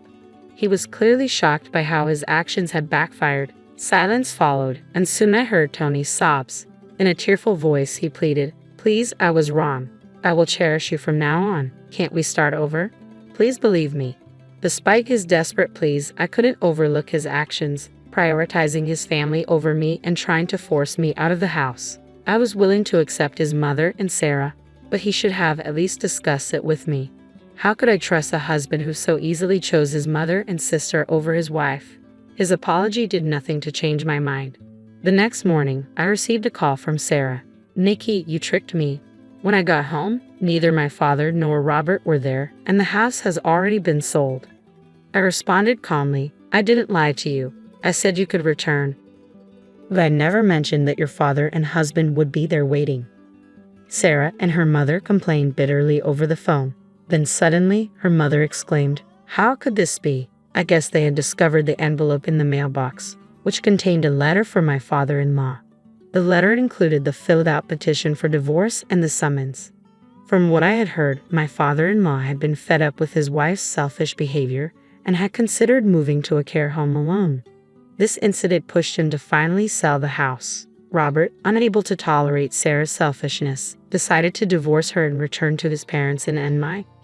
"Do something, Nikki, or we'll lose our house," Sarah pleaded. "That's not my problem," I replied. "Why don't you apologize to your husband? It might not be too late." Sarah's pride, however, prevented her from apologizing. I could hear her sobbing while her mother tried to console her. Then her mother, apparently grabbing the phone, yelled, "You wicked woman! How could you be so cruel?" Surprised by her sudden outburst, I suspected it was just a bluff. I calmly said my final words, "Understood. Take care, mother-in-law and sister-in-law. Goodbye." I heard a voice from the other end saying, "Wait," but I ignored it and ended the call. I had no intention of dealing with any more of their trouble.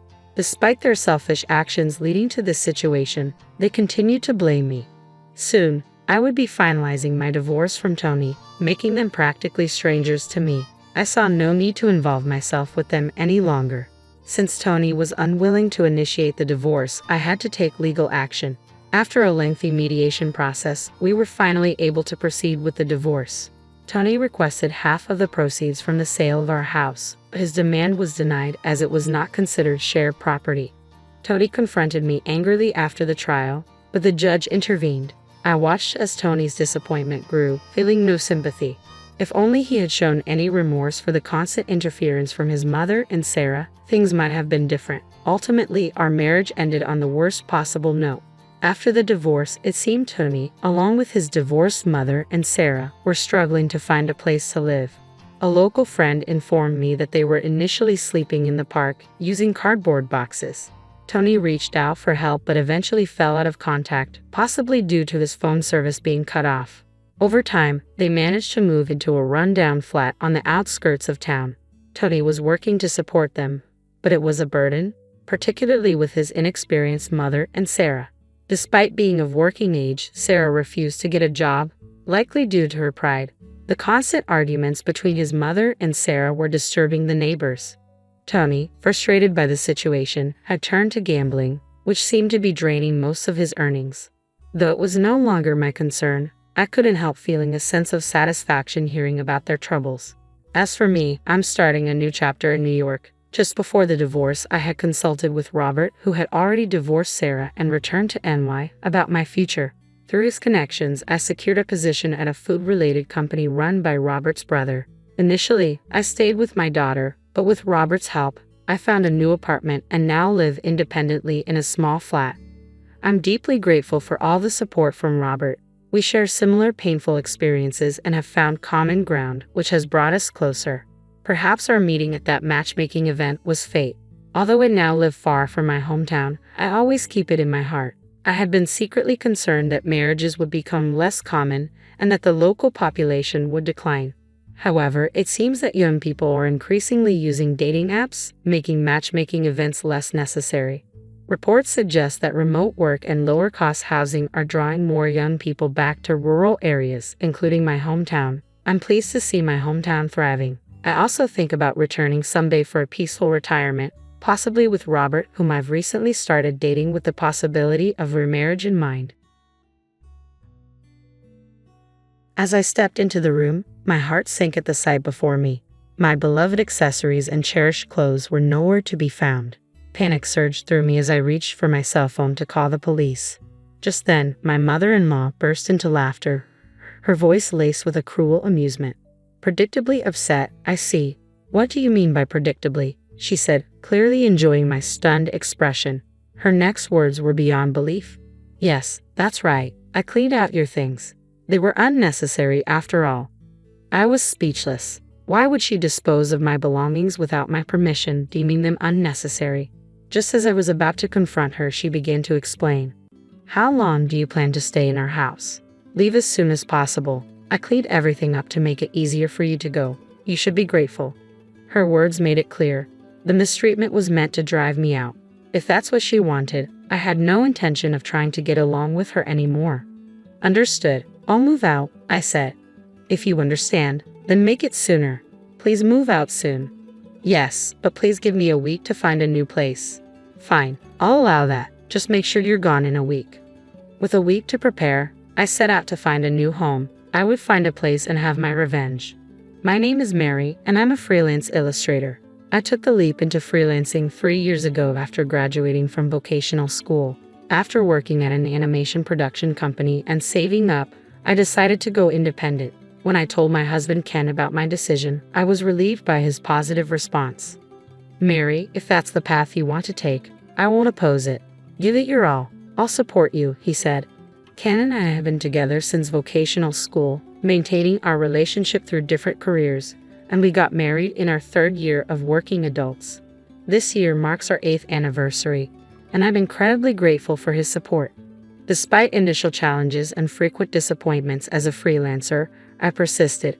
I continued to draw and post on social media, and eventually one of my drawings gained unexpected attention. This led to my rise as a prominent illustrator on social media. Jobs from companies and apps for sticker designs started rolling in, and my monthly income soon exceeded $8,000. I'm truly grateful for your encouragement. It's the result of your hard work, Mary. You're amazing, Ken said. I can't thank him enough. If he had opposed my decision to become independent, none of this would have been possible. I wouldn't have achieved this level of income if it weren't for my persistent efforts. Although I haven't saved up a lot yet, my goal is to buy a house and create my own workspace. While I'm grateful for the increase in work, our current flat is becoming increasingly cramped, making it difficult to store important documents. One day, my husband suggested a potential solution. Why don't we move to my parents' house? There's a spare room there, and it's only my mom living there now. What do you think?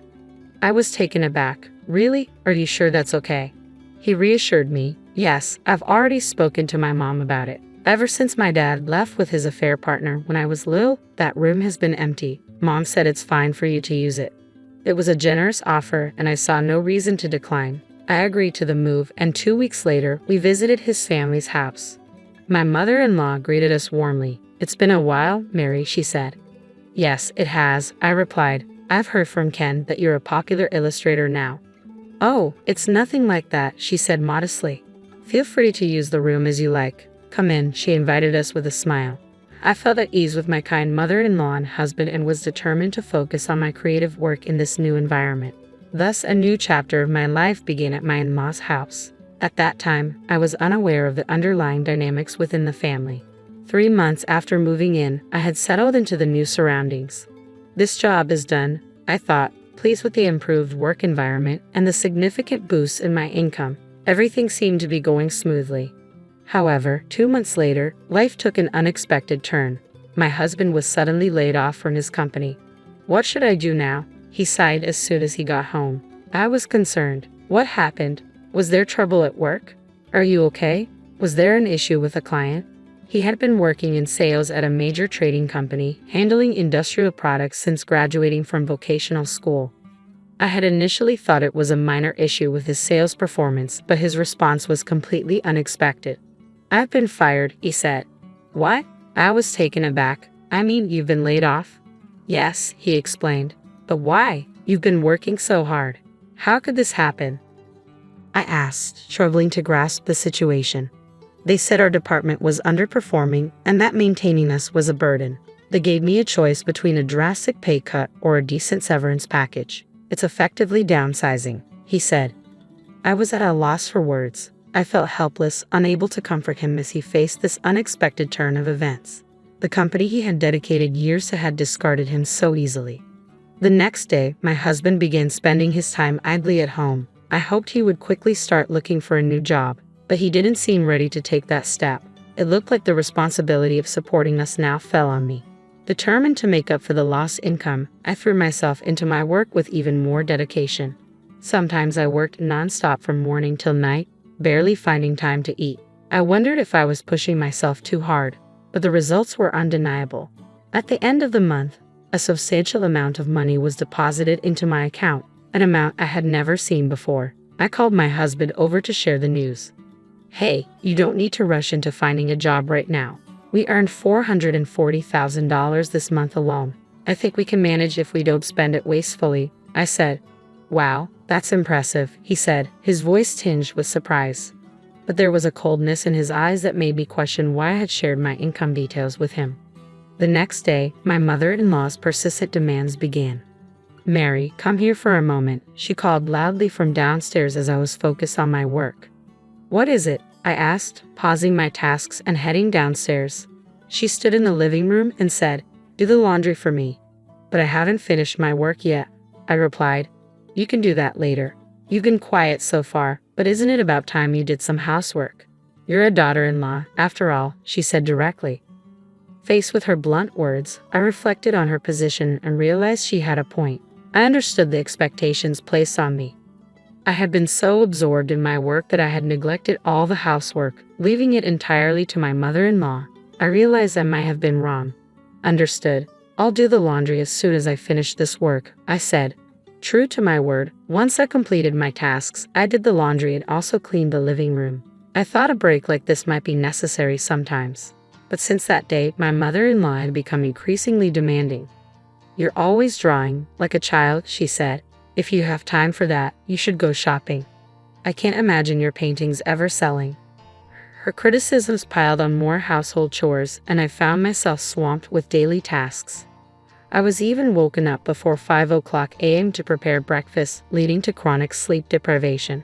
My concentration faltered, and my productivity significantly decreased.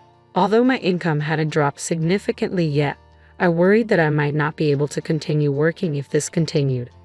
I decided to discuss the issue with my husband when we were alone. "Your mother seems to dislike me lately and is constantly picking on me. I don't mind doing chores, but being assigned tasks from morning to night every day is affecting my ability to focus on work. I need you to talk to her and ask her to stop." "What a hassle," he replied. "Why don't you tell her yourself? Besides, if you can't manage work, why don't you move somewhere else? You have an income, after all." "What? Why would you say that? I'm working so hard while you've been lagging around without looking for a job," I responded, feeling frustrated. My husband had a point, but it was difficult for me to address these issues directly with my mother-in-law. He shrugged off my concerns and went to bed, leaving us unable to have a proper conversation. And so, half a year passed. I was mentally and physically drained from the relentless mistreatment by my mother-in-law. Despite my exhaustion, my husband showed no signs of looking for a job. My work progress had slowed considerably, and my income had dropped to less than half of its peak. "I can't take this anymore," I thought one day. Overwhelmed, I left the house and ended up at a nearby park. Sitting on a bench, I felt a small sense of relief. After about an hour, I returned home, but the thought of working seemed unbearable, so I decided to take a nap in my room. When I opened the door, I was stunned. "What's this?" I couldn't believe my eyes. All my favorite accessories and cherished clothes were gone. I panicked and was about to call the police when I heard my mother-in-law's voice behind me. Predictably upset, "I see," she said with a mocking tone. "What do you mean, predictably?" I asked, bewildered. Her laughter was sharp and dismissive. "Yes, that's right. I cleared out your stuff. It was all unnecessary." I was speechless. Why had she disposed of my belongings without asking? As I tried to process her actions, she continued, "How long do you plan to stay here? Just leave already. I cleared everything to make it easier for you to go. You should be grateful." Her words made it clear. All this mistreatment was meant to drive me out of the house. If that's what she wanted, I no longer had any desire to get along with her. "I understand. I'll move out," I said. "Good, make sure you do it soon," she replied. "Yes, but please give me a week to arrange a new place," I requested. "Fine, you have a week. Just make sure you're gone after that, she agreed. I quickly found a new place to move to. Initially considering a detached house, I ultimately chose a luxury high-rise apartment to make a statement. I was leaving not only my mother-in-law, but also my husband, who was lazily depending on my income and showing no effort to find a job. Fortunately, I had saved enough money before my income dropped, which I used for this move. I signed the lease with the real estate agent and was ready to leave at any time. When the week was up, I packed up and prepared to leave. On the day I was set to depart, I filed for divorce from my husband. "Did you sign this and send it back to the court?" I asked. "Huh? What's this?" he responded, confused. "This is a summons from the court. Why are we suddenly talking about divorce?" he asked, visibly bewildered. "At first, I felt sympathy for you when you were laid off, but your refusal to look for a job and your disregard for how your mother was treating me have left me questioning the point of staying married. Even if that's the case, does getting divorced mean you're leaving this house?" "Yes," I said firmly. "I hadn't mentioned it before, but I'm leaving today." "Today? But where will you go? What will you do?" "I've already found a new place," I replied. "Remember, you were the one who suggested I move out." "Are you really okay with this?" he asked, his tone a mix of confusion and disbelief. I couldn't help but laugh. "Am I okay? I'm more concerned about a future with you. I'm done here." Finally convinced, my husband agreed to the divorce. I was relieved to be free of the obligation to support him. Next, it was time to address my mother-in-law. Before leaving, I confronted her about the mistreatment. "Why did you make my life so miserable?" The harassment started after I mentioned my income. "There must have been something inconvenient for you." "Amy, thank you for everything so far," she said with a dismissive attitude. "Honestly, I'm relieved I won't have to see your face anymore." "Why did you start treating me badly?" I pressed. "Was it just because of my income?" "It's not a big deal, really," she said. "I didn't like that you were earning more than Ken. You were making $40,000 a month at one point, more than your husband. A wife should earn less to save her husband's face. Besides," she added, "Ken was paying for the household expenses even when he was struggling after being laid off. He's such a good kid, unlike you." I was stunned. All this negativity because of such a petty reason, and she believed my husband was footing all the bills. I couldn't wait to see how they managed without me. They were bound to face difficulties soon, but I kept that to myself. "Well, I understand now," I said coldly. "A wife who can't support her husband should leave. Goodbye."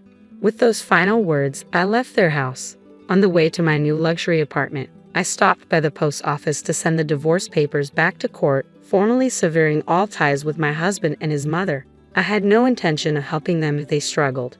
Once I arrived at my new apartment, I started arranging my belongings. The spacious room and ample workspace were perfect. It was time to focus on my work. After unpacking, I dove straight into it. A month later, I received a call from my ex-husband. What could he possibly want? I ignored it, as I was busy, but the calls kept coming. Annoyed, I reluctantly answered the phone. "What do you want?" "I'm busy right now," I said. "Mary, where are you?" he asked. "I'm at home, working. What do you need?" I replied. "I'd like to talk to you in person. Can we meet?" "I don't see why we need to meet. It's such a hassle," I retorted, about to hang up when I heard my former mother-in-law's voice on the line. "Mary, it's been a while. I have something to discuss. Can we meet?" Her voice, usually so assertive, sounded almost pleading. Reluctantly, I agreed. "Fine, but I don't want to go out. Come to my house. I'll send Ken the address." After hanging up, I sent the location to my ex-husband, wondering why they wanted to meet. Once everything was settled, I returned to my work. About 30 minutes later, the doorbell rang. They had arrived. "So, this is your place. It's amazing," they remarked. "If you just want to chat, leave. If there's something serious, speak quickly," I said, trying to cut to the point. Wait. Open the door," they pleaded. On the monitor, I saw my ex-husband and his mother. I unlocked the door and let them in. A few minutes later, the doorbell rang again. "Please wait a moment," I said, opening the door to greet them. They seemed stunned by the appearance of my home. "Incredible. It's like a hotel," they exclaimed. "Mary, you live in such a gorgeous place." Their reaction was almost like that of tourists, despite supposedly having a serious matter to discuss. "So, what do you want?" I asked, trying to sound as blunt as possible. If there's no real issue, please leave. You're interrupting my work. Suddenly, they spoke in a panic. Mary, we need your help. We can't afford our living expenses. Even our electricity, gas, and water have been cut off. Could you help us even a little? Why should I asked. I had no intention of helping them, especially after all they'd put me through. Don't joke with me. Why should I help you? I said, incredulous. You live in such a grand place, you can afford to help a little, they argued. We were once family, and I admit I made mistakes. Can't you help us just a bit? Their audacity was beyond belief. I worked incredibly hard to get here, I replied, my frustration rising. Even before our divorce, I was supporting your lifestyle despite the harassment from my mother-in-law that cost me jobs. You wouldn't understand the effort I put in. You just exploited me and relied on my income. Their silence was all the response I needed. This conversation is over. If you come back, I'll call the police. Goodbye. I never want to see you again. Wait, Mary, so what should we do now? They asked, almost impressively persistent despite everything. That's not my problem. You could start working part-time or find other means of support. Figure it out yourselves. I've made it clear I'm not inclined to help those who've been ignoring me, I said, my voice rising with pent-up frustration. I yelled at his mother, and their shocked expressions told me they were finally grasping their situation. They hurriedly left, and I felt a sense of satisfaction watching them go. Their desperation, so different from their previous arrogance, was unforgettable. Helping them was out of the question. I returned to my work, determined to move on. A month later, I finished work early one day and planned to enjoy some free time. I remembered I hadn't opened the living room curtains, so I pulled them back and glanced outside. To my surprise, I saw my former mother-in-law and ex-husband walking around my apartment building. They're still persistent, I thought, noting that they didn't come to my door. They were probably mindful of my warning. Curious, I decided to take a closer look. I watched them from the window and then made a call. Hello? What are you doing? What do you mean, what are we doing? My ex-husband replied, sounding defensive. We're just walking around. I can see you from here. Don't make me call the police, I said. No, we're here, but we're not doing anything wrong, he insisted. So what do you want? You came to ask for my help, didn't you? Well, yes, but I've started working as a contract worker, and I hadn't received my salary yet. Could you lend me some money? I'll pay you back, he pleaded. It took being cornered to finally get you to ask for help. It's good you found a job. If you're working, you should be able to borrow from someone else before coming to me. Goodbye. I ended the call abruptly. About an hour later, I heard police sirens in the distance. Excitedly, I approached the window and saw my ex-husband and his mother being escorted into a police car. I hadn't called the police myself. Someone else must have reported their suspicious behavior. After this incident, they seemed to have completely given up on relying on me. I didn't see them again, and I made sure to delete my ex-husband's contact information and change my phone number. From now on, I was living my life for myself. Since childhood, I harbored a deep resentment toward my stunning younger sister. She always seemed to covet everything that was mine. I was constantly told, "You're the older sister. You should be patient." And despite following that advice, she ended up taking my husband away from me. To make matters worse, I was pregnant at the time. Now, after all she's done, she has the audacity to demand a grand celebration for herself. It's shocking and brazen. But I'm no longer alone. As a single mother, life has been incredibly challenging, but I've found my own strength and support. Shall I lend you my husband? She taunts. But honestly, I'm doing just fine on my own. My name is Taylor. At 29, I work as a librarian, with my jet black hair pulled back, a face rarely touched by makeup, and thick sense glasses perched on my nose. My freckles are my unique charm, though they're often overshadowed by my understated look. I'm simply an ordinary yet remarkable woman. In stark contrast, my younger sister Yasmin, just a year younger than me, is slender with fair skin, her beautifully curled hair always styled to perfection. With her expertly applied makeup and dazzling smile, she greets everyone with a charismatic American flair. It's hard to believe she comes from the same parents as me, given how strikingly beautiful and charming she is. Our parents showered her with adoration, the beauty who was loved by everyone. The disparity in the affection we received was glaring, and I found myself always in the background, yearning for their attention. Determined to make a difference despite my appearance, I threw myself into everything with relentless dedication. I poured my heart into my studies, convinced that while I couldn't change how I looked, I could transform my future through hard work. As a shy student with few friends, I spent my free time studying at home. And on weekends, while my classmates enjoyed their time outside, I was confined to my room, absorbed in my books. My relentless focus on academics paid off, and I earned a place at a prestigious, nationally renowned school. I hoped that Yasmin's disinterest in academics would finally give me a break from our constant competition. But to my utter disbelief, the following year, she was accepted into the same prestigious school. "You got into the same school as Taylor? You must have worked so hard. Not only are you beautiful, but you're smart too." Taylor barely made it in, especially with all the money spent on the tours. "Dad, don't say that. I just happened to study what was on the exam, that's all," my sister boasted with a smile directed at me. I was frozen, overwhelmed with a mix of joy and frustration. The thought of attending school with my sister again should have been exciting. But instead, I felt a deep sense of frustration and inadequacy. Wishing I could vanish, I fled to my room and slammed the door behind me, overhearing my parents' exasperated comments. On the day of my sister's acceptance announcement, I was bedridden with a fever, feeling utterly defeated. It was a crushing blow. After working so hard to earn my place at this school, I had hoped to finally escape the endless comparisons with my sister. It felt as though fate was unjust. Yasmin seemed to excel at everything effortlessly, always topping the grades and showcasing talents I couldn't match.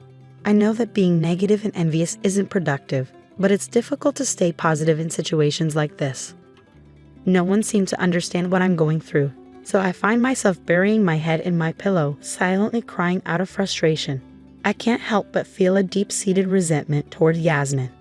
Since my beautiful and charming younger sister started high school, she quickly became the center of attention, with even rumors swirling about her potential modeling career. My own high school life, once filled with its own moments, took a turn for the worse as I faced teasing from the boys in my class. "Yasmin, isn't your little sister the one in the first year? You two don't look anything alike." "Give me a break. I'm always being compared to my sister," I'd retort, though those days felt like an endless struggle. I began to withdraw from others, feeling like I was living through a personal hell. As a naturally shy person, I isolated myself further, speaking only minimally in class and losing myself in my beloved books. Even when there were opportunities to connect with boys I had feelings for, I never had the courage to approach them. Meanwhile, my striking sister seemed to have an uncanny knack for navigating those social situations with ease, almost like a hawk spotting its prey. "Big sis, you're interested in that boy from the news club, aren't you?" I was taken aback by her keen observation. I turned to her, meeting her sweet smile with a mix of annoyance and resignation. Her response was predictable. "You might want to reconsider. I dated him for a while." But it was so dull. I broke up with him quickly. My sister had a habit of belittling anyone I had even a hint of interest in, always swooping in to date and then discard them. Her string of boyfriends seemed endless, yet no bad rumors ever followed her, likely because her charm and looks kept men enchanted despite her fickleness. If only I had her appearance, I could live more genuinely without causing hurt. Life felt so unfair. After graduating from high school, I finally enjoyed a period of peace, despite my sister following me to the same university. Fortunately, the campus was so large that our paths rarely crossed. Grateful for the chance to live independently, I took up our parents' offer and chose to attend a prestigious university. This was my opportunity to step out of my sister's shadow and embrace a new chapter in my life. At university, I began dating a boy from my club who would later become my first husband, Harry. I earned my librarian's qualification and started working at a library after graduation, while Harry secured a job at his dream company. Our professional lives were thriving, and after some time of marriage, I became pregnant with a girl.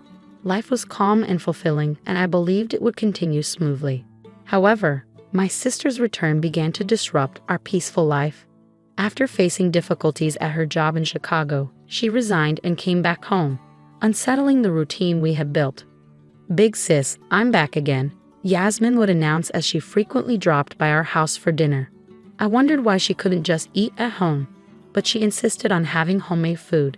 It turned out that our mother, who usually does the cooking, had hurt her back and was now relying on ready meals and takeout. Whenever Yasmin visits, the dinner table seems to light up.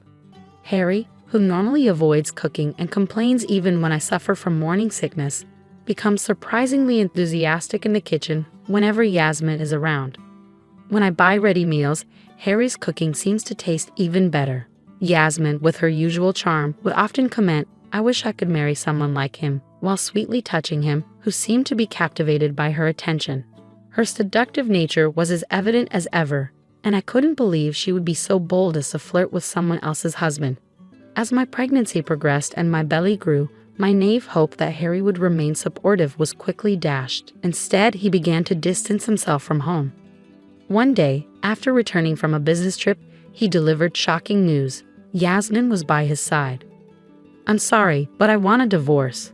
I want to build a new future with Yasmin," Harry said. "What? You're saying this when we're about to have a baby?" I was stunned, and our views naturally clashed. Despite my protests, he insisted he had found true love and was moved by my words. Turning to my sister in disbelief, I asked, "Why him? Harry isn't particularly handsome, nor does he have an extraordinary income." "Well, married men seem stable," Yasmin replied nonchalantly. "I became interested in your husband, and before I knew it, we were drawn to each other. Attracted to each other. Do you realize you're taking the father away from me and our baby?" I could no longer ignore my sister's betrayal. This was beyond forgiveness. "It's my fault, not Yasmin's," Harry said defensively, standing by my sister, who showed no remorse. My anger quickly turned to resignation. In a state of despair, I packed a few belongings and left to inform my parents. They were appalled by the situation. Despite their past favoritism toward my sister, they insisted I stay with them until I could return to work after the birth. The divorce from Harry was finalized without complications, and the following month, I welcomed my daughter into the world. 3 years had passed, and I was fortunate to remarry. Since divorcing Harry, my 3-year-old daughter, Amy, has bonded well with my new husband, and we've built a happy life together. Then, out of the blue, I received a call from my sister. "Hello, big sis. How are you? I actually have a baby now. I decided it would be easier to raise a child close to our parents, so I've moved back. Let's catch up soon." For 3 years, there had been no contact from her, neither with me nor with our parents. Now, she was reaching out as if nothing had happened, chatting cheerfully and offering no apologies. I was at a loss for words, surprised by her sudden and casual reappearance. "Of course, prepare lots of gifts. Oh, and ask Mom and Dad to forgive me. It's been 3 years. They can't still be angry," she said abruptly before ending the call. To make matters worse, I later received a text from her that read, "I'll lend you my husband if you need." Since I've been estranged from my sister, I haven't mentioned my remarriage to her. She seems to think I'm still a single mother. As I sighed in frustration, my husband, Ted, came home after finishing work. He's aware of how my sister had taken my previous husband from me. When I told him that my sister was coming to the neighborhood, claiming it was to celebrate her baby's birth, he laughed in surprise. "Your sister really has some nerve." "If it were me, I'd be too guilty to show my face," Ted said with a hint of sarcasm, gently holding me from behind. "She's always been like that, beautiful and getting away with everything. I've resented her many times, and the jealousy has never truly faded. It feels like the world really does favor those who are beautiful." Sensing my frustration, Ted offered a reassuring smile. "Beauty is subjective, right? You once said an actor was handsome, but not everyone agrees. Your sister might be considered beautiful, but she's not my type. However, people who get to know her often find themselves charmed by her." "I see. Then shall we go and greet her together?" Ted suggested. "What?" I exclaimed in surprise, and Ted laughed heartily. "There's nothing for you to worry about. The idea that I could be swayed by your sister is unthinkable. I'd even bet on it. Besides, if we talk things through and establish clear boundaries, it might actually work in your favor," he said, and his words struck a chord with me. He was right. I was tired of living in fear of my sister. Determined to clear my heart and confront the situation head-on, I resolved to meet her in person. On the appointed day, I arrived at the flat where my sister and her family lived. Ted was going to be a bit late due to work commitments. "Welcome, big sis," Yasmin greeted me with a bright smile. My ex-husband Harry was also there, looking somewhat awkward. In the room, a tiny baby slept softly in a crib. "Isn't he adorable? This child is proof of the love between Harry and me," she said nonchalantly, as if taking my daughter's father from me was of no consequence. Yasmin continued to boast about her happiness and how exceptional her child was. As usual, interacting with her was exhausting. Just being in the same space made me feel tense. "By the way, big sis, where's your gift? Oh, did you forget to bring one?" "I suppose that's to be expected from a single mother with limited income," Yasmin sneered. Just then, I received a message from Ted. "Actually, I'm not a single mother anymore. I was fortunate to remarry. My husband wanted to meet you and has arrived. He's even brought a gift. Should I invite him in?" "Really? I'm curious to meet your new husband," Yasmin said with genuine interest. She opened the front door, only to freeze when she saw Ted standing there. "Taylor, sorry to keep you waiting. I got delayed picking up a gift and also had to fetch Amy from kindergarten," Ted said with a cheerful smile. Yasmin's face turned crimson as she softly muttered, "Ted, is that you?" "Yes, that's right," I said. My current husband, Ted, was a classmate from high school. He was academically brilliant, handsome, and quite wealthy, coming from a prominent landowning family. Ted had always stood out in our class. We reconnected at a high school reunion, and after my separation from my previous husband, he pursued me with determination. My sister, who was also in high school at the time, had once tried to make a move on him, but it didn't work out. I can't believe Ted is now my brother-in-law. There's so much I want to catch up on. "Can I have your number?" Yasmin asked, her voice dripping with overly sweet charm. She acted without restraint next to Ted, despite her own husband, Harry, being present. Ted let out a deep sigh of annoyance. "You haven't changed at all. Even if you look good on the outside, I can't stand a bothersome and frivolous woman like you." "You're worlds apart from Taylor," Ted said sharply, directing a look of disgust at my sister as he handed over the present. The baby gift he chose was from a popular brand. It was striking how he, of all people, could treat my sister, who was often adored by everyone, with such coldness. I felt he might be the only one who truly values me over her. "We're here today not just to offer our congratulations, but also to request that you stay away from my wife in the future. It seems Taylor has been quite stressed because of you," Ted said clearly. I felt a weight lift from my heart. Meanwhile, Harry tried to interact with his daughter Amy after a long time, but Amy rejected him and clung tightly to Ted. "Taylor and Amy are my precious family, so please refrain from causing any more trouble," Ted said firmly. And just as a side note, Yasmin's behavior is rather inappropriate. It would be good to observe social etiquette. He then took my hand and our daughters, signaling it was time to leave. "Wait just a minute, Taylor, Amy," Harry pleaded desperately. Yasmin, confronted with our indifferent response, turned pale. Ignoring them, we left my sister's flat. I later heard from my parents that Yasmin had decided to divorce Harry. It seems her remarriage to someone like Ted had really unsettled her. She compared Harry to Ted in terms of appearance, personality, and income, which led to a major argument. Yasmin returned home and made a flippant apology, but she still attempted to meet with Ted. It's clear she's clinging to some hope, but it's futile, as Ted has made it clear he dislikes women like her. On my husband's advice, I've completely severed all contact with my sister. After changing jobs, she had an affair with a married supervisor, which was discovered by his wife. Now, my sister is being sued by the supervisor's wife. Despite her ongoing allure, it's clear that some parts of her remain unchanged. I can laugh off the stories about her because I'm deeply content with my own family. My husband and daughter bring me immense joy. Currently, I'm pregnant with our second child. My husband and daughter are eagerly anticipating the arrival of our new family member. My husband finds solace in gently rubbing my belly and often expresses how at peace he feels. We're all excited for our future as a family of 4. While physical beauty can influence one's path in life, relying solely on looks is undeniably challenging. I'm focused on personal growth and moving forward without comparing myself to others. Clean up your room now. Do you think you're in a position to take a break? Annie's voice cut through the air as she splashed beer on me. The sticky liquid clung to my skin, and the pungent smell of alcohol filled the room.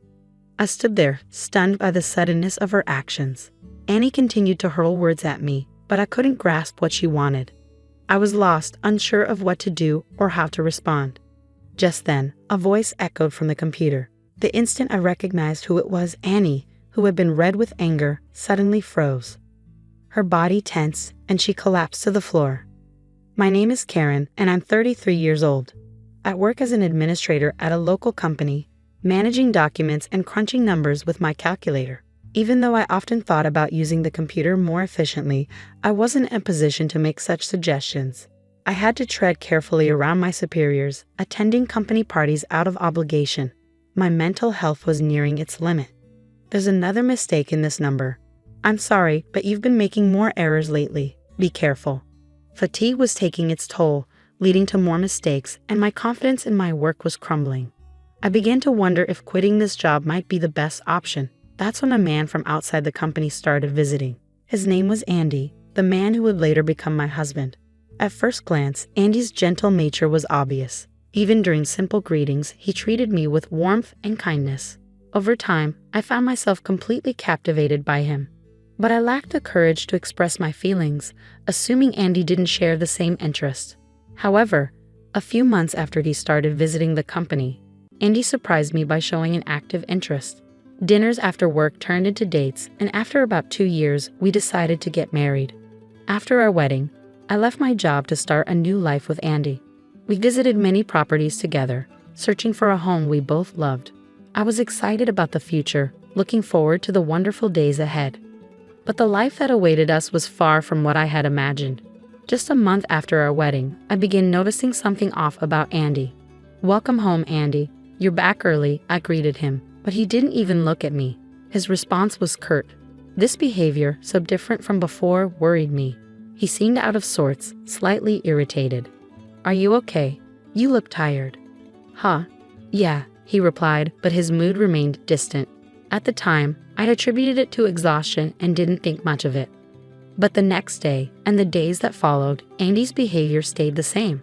His words, his demeanor, even his actions, like coming home late without any notice, became more careless. I wondered if I had said something to upset Annie. I kept replaying my actions, words, and thoughts about her, trying to pinpoint where I might have gone wrong. But even as time passed, I couldn't figure out what had changed. Then, a few months after Annie's behavior shifted, the situation took a dramatic turn. One evening, during dinner, Annie suddenly began hurling harsh words at me.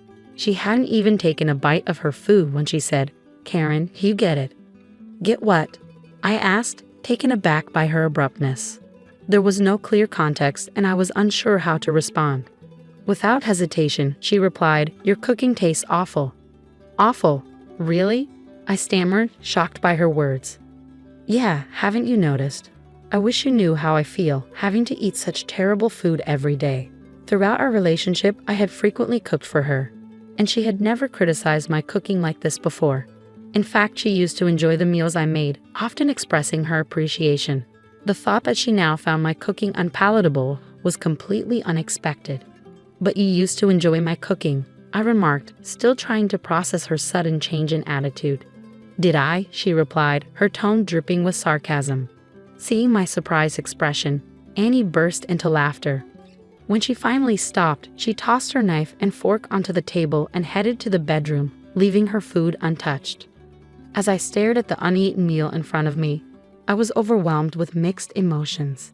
Had she been silently enduring my cooking all this time, or had my skills really declined? No matter how much I pondered it, I couldn't make sense of the situation.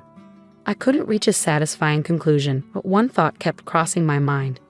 Considering Andy's recent behavior and harsh remarks, perhaps he doesn't love me anymore.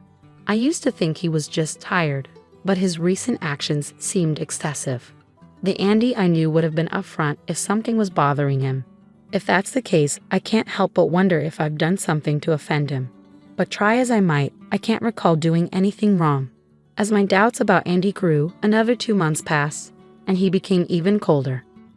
The warmth and kindness he once showed when we were dating had completely vanished. He started snapping at me daily, showing irritation over the smallest things.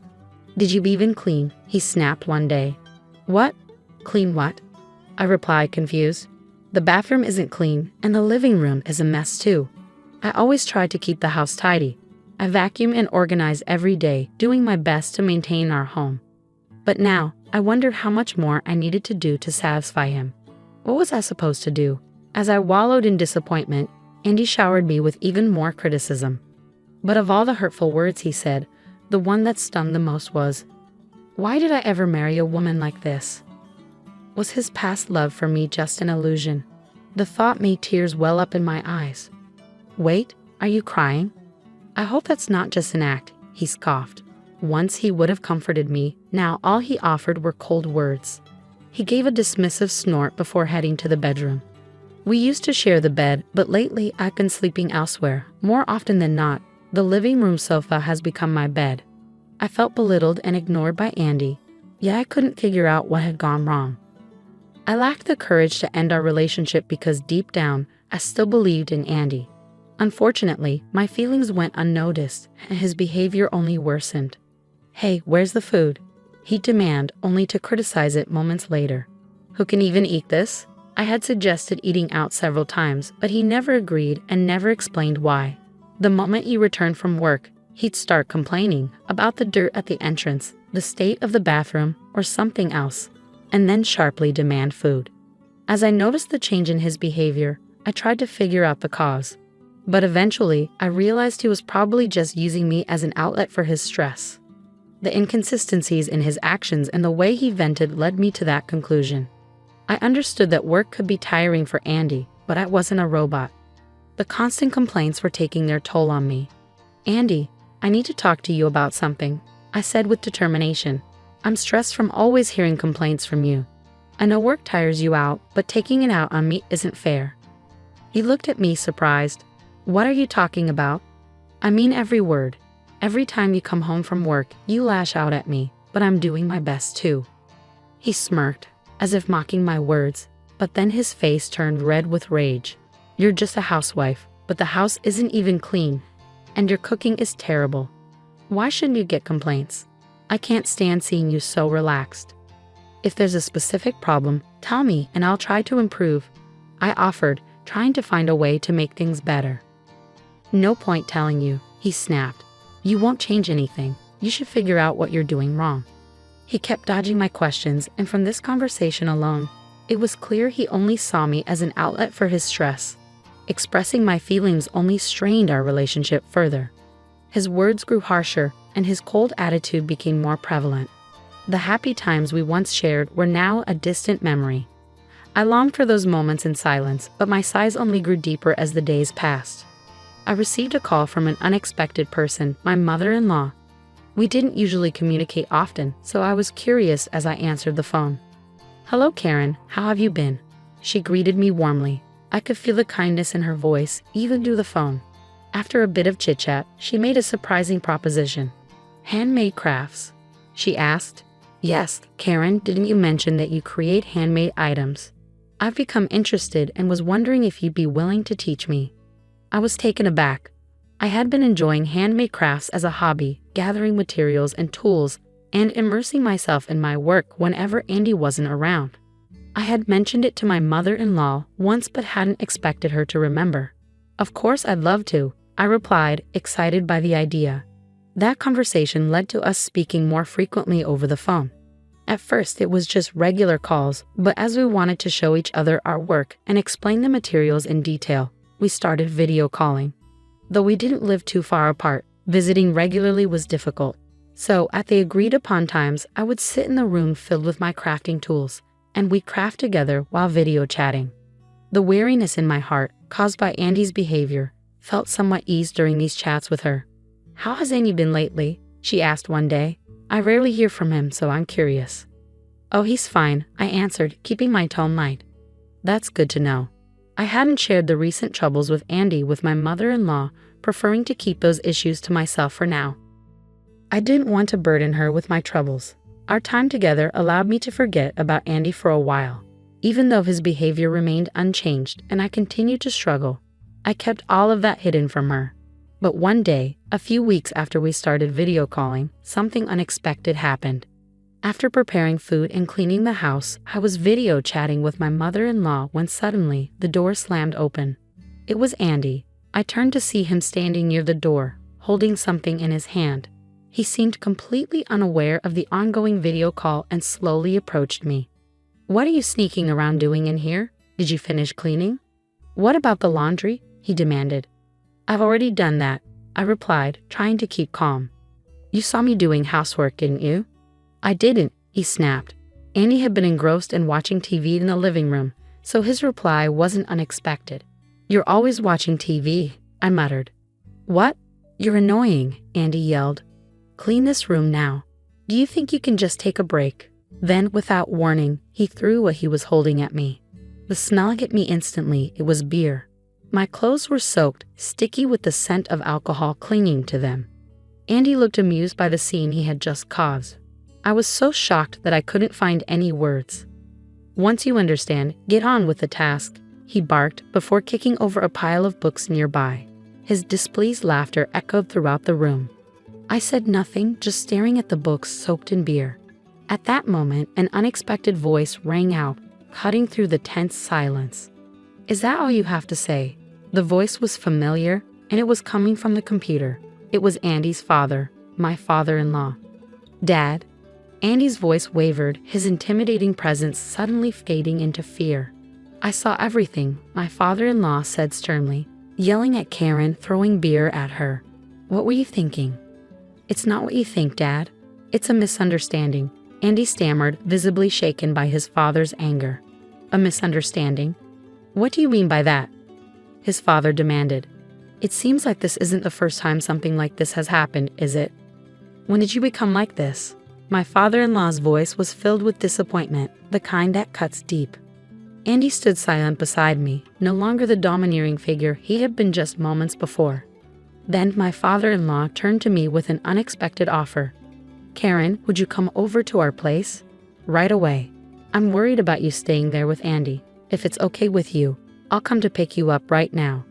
His offer caught me off guard, but as I considered it, I realized how unpredictable things could become if I stayed alone with Andy. "Are you sure it's okay?" I asked hesitantly. "No problem at all," he'd assured me. Then, turning back to Andy, he warned, "If you harm Karen anymore, I will never forgive you." With that, he ended the call. I hurriedly packed a few things and waited at the entrance. Andy, visibly unsettled, didn't say a word or try to stop me. After a while, my father-in-law arrived. The moment he stepped through the door, Andy's face showed an unprecedented level of fear. "Andy, you better reflect on your actions tonight. Do you understand?" his father said firmly. Andy simply nodded, his fear palpable. Please forgive me," Andy stammered. "What are you saying?" "Apologize to Karen, not me. Remember that, and think hard." After scolding Andy, my father-in-law escorted me outside. Although I had changed into clean clothes, I hadn't had time to shower and still felt sticky. My father-in-law gently wrapped a towel around me and guided me to the car. We soon arrived at his house, where my mother-in-law welcomed us with concern. "Karen, are you all right?" she asked, hugging me warmly. "Yes, I'm sorry," I replied. My mother-in-law led me to the bathroom, handing me towels and a change of clothes. "Take your time," she said. "Here are towels and fresh clothes." "Thank you so much." In the midst of the whirlwind, my emotions were in turmoil. After bathing, I changed into the clothes that had been prepared for me and joined my in-laws in the living room. My father-in-law had a serious expression, while my mother-in-law looked anxious. "Thank you for everything," I said. "You're welcome," my mother-in-law replied. "Was the water temperature okay?" "Yes, it was perfect," I answered, sinking into the sofa. "Karen, can you tell us what happened?" my father-in-law asked. I hesitated, unsure where to begin. So that wasn't the first time, was it?" "No, it wasn't," I admitted. "Please tell us, Karen." I took a deep breath and carefully chose my words. My in-laws listened attentively as I explained the events following our marriage and why I had kept it from them until now. They absorbed every detail. "So that's why I came to this," my father-in-law said after a moment. "You should have told us sooner. We would have understood." "I didn't want to worry you," I replied, my voice breaking slightly. "I understand how you feel, Karen. You shouldn't have kept silent about someone like him, my mother-in-law said gently. Yes, I'm sorry, I said, feeling a mix of relief and guilt. Though they scolded me softly, their concern was evident, and I felt they genuinely cared about me.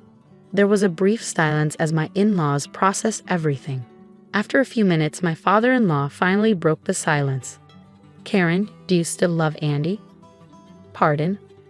I have a feeling he'll just repeat his mistakes, my father-in-law said firmly. For your sake, I think it's best if you divorce him. Decisions like this are best made quickly. My mother-in-law, sitting beside him, nodded in agreement. Divorce Andy, she urged. I was taken aback by the suggestion from his parents. The idea of divorce seemed so final, and despite everything, I still loved him. The thought of him never changing troubled me deeply, yet I felt torn. They waited silently for me to decide. After some thought, I made up my mind. I will divorce Andy, I said.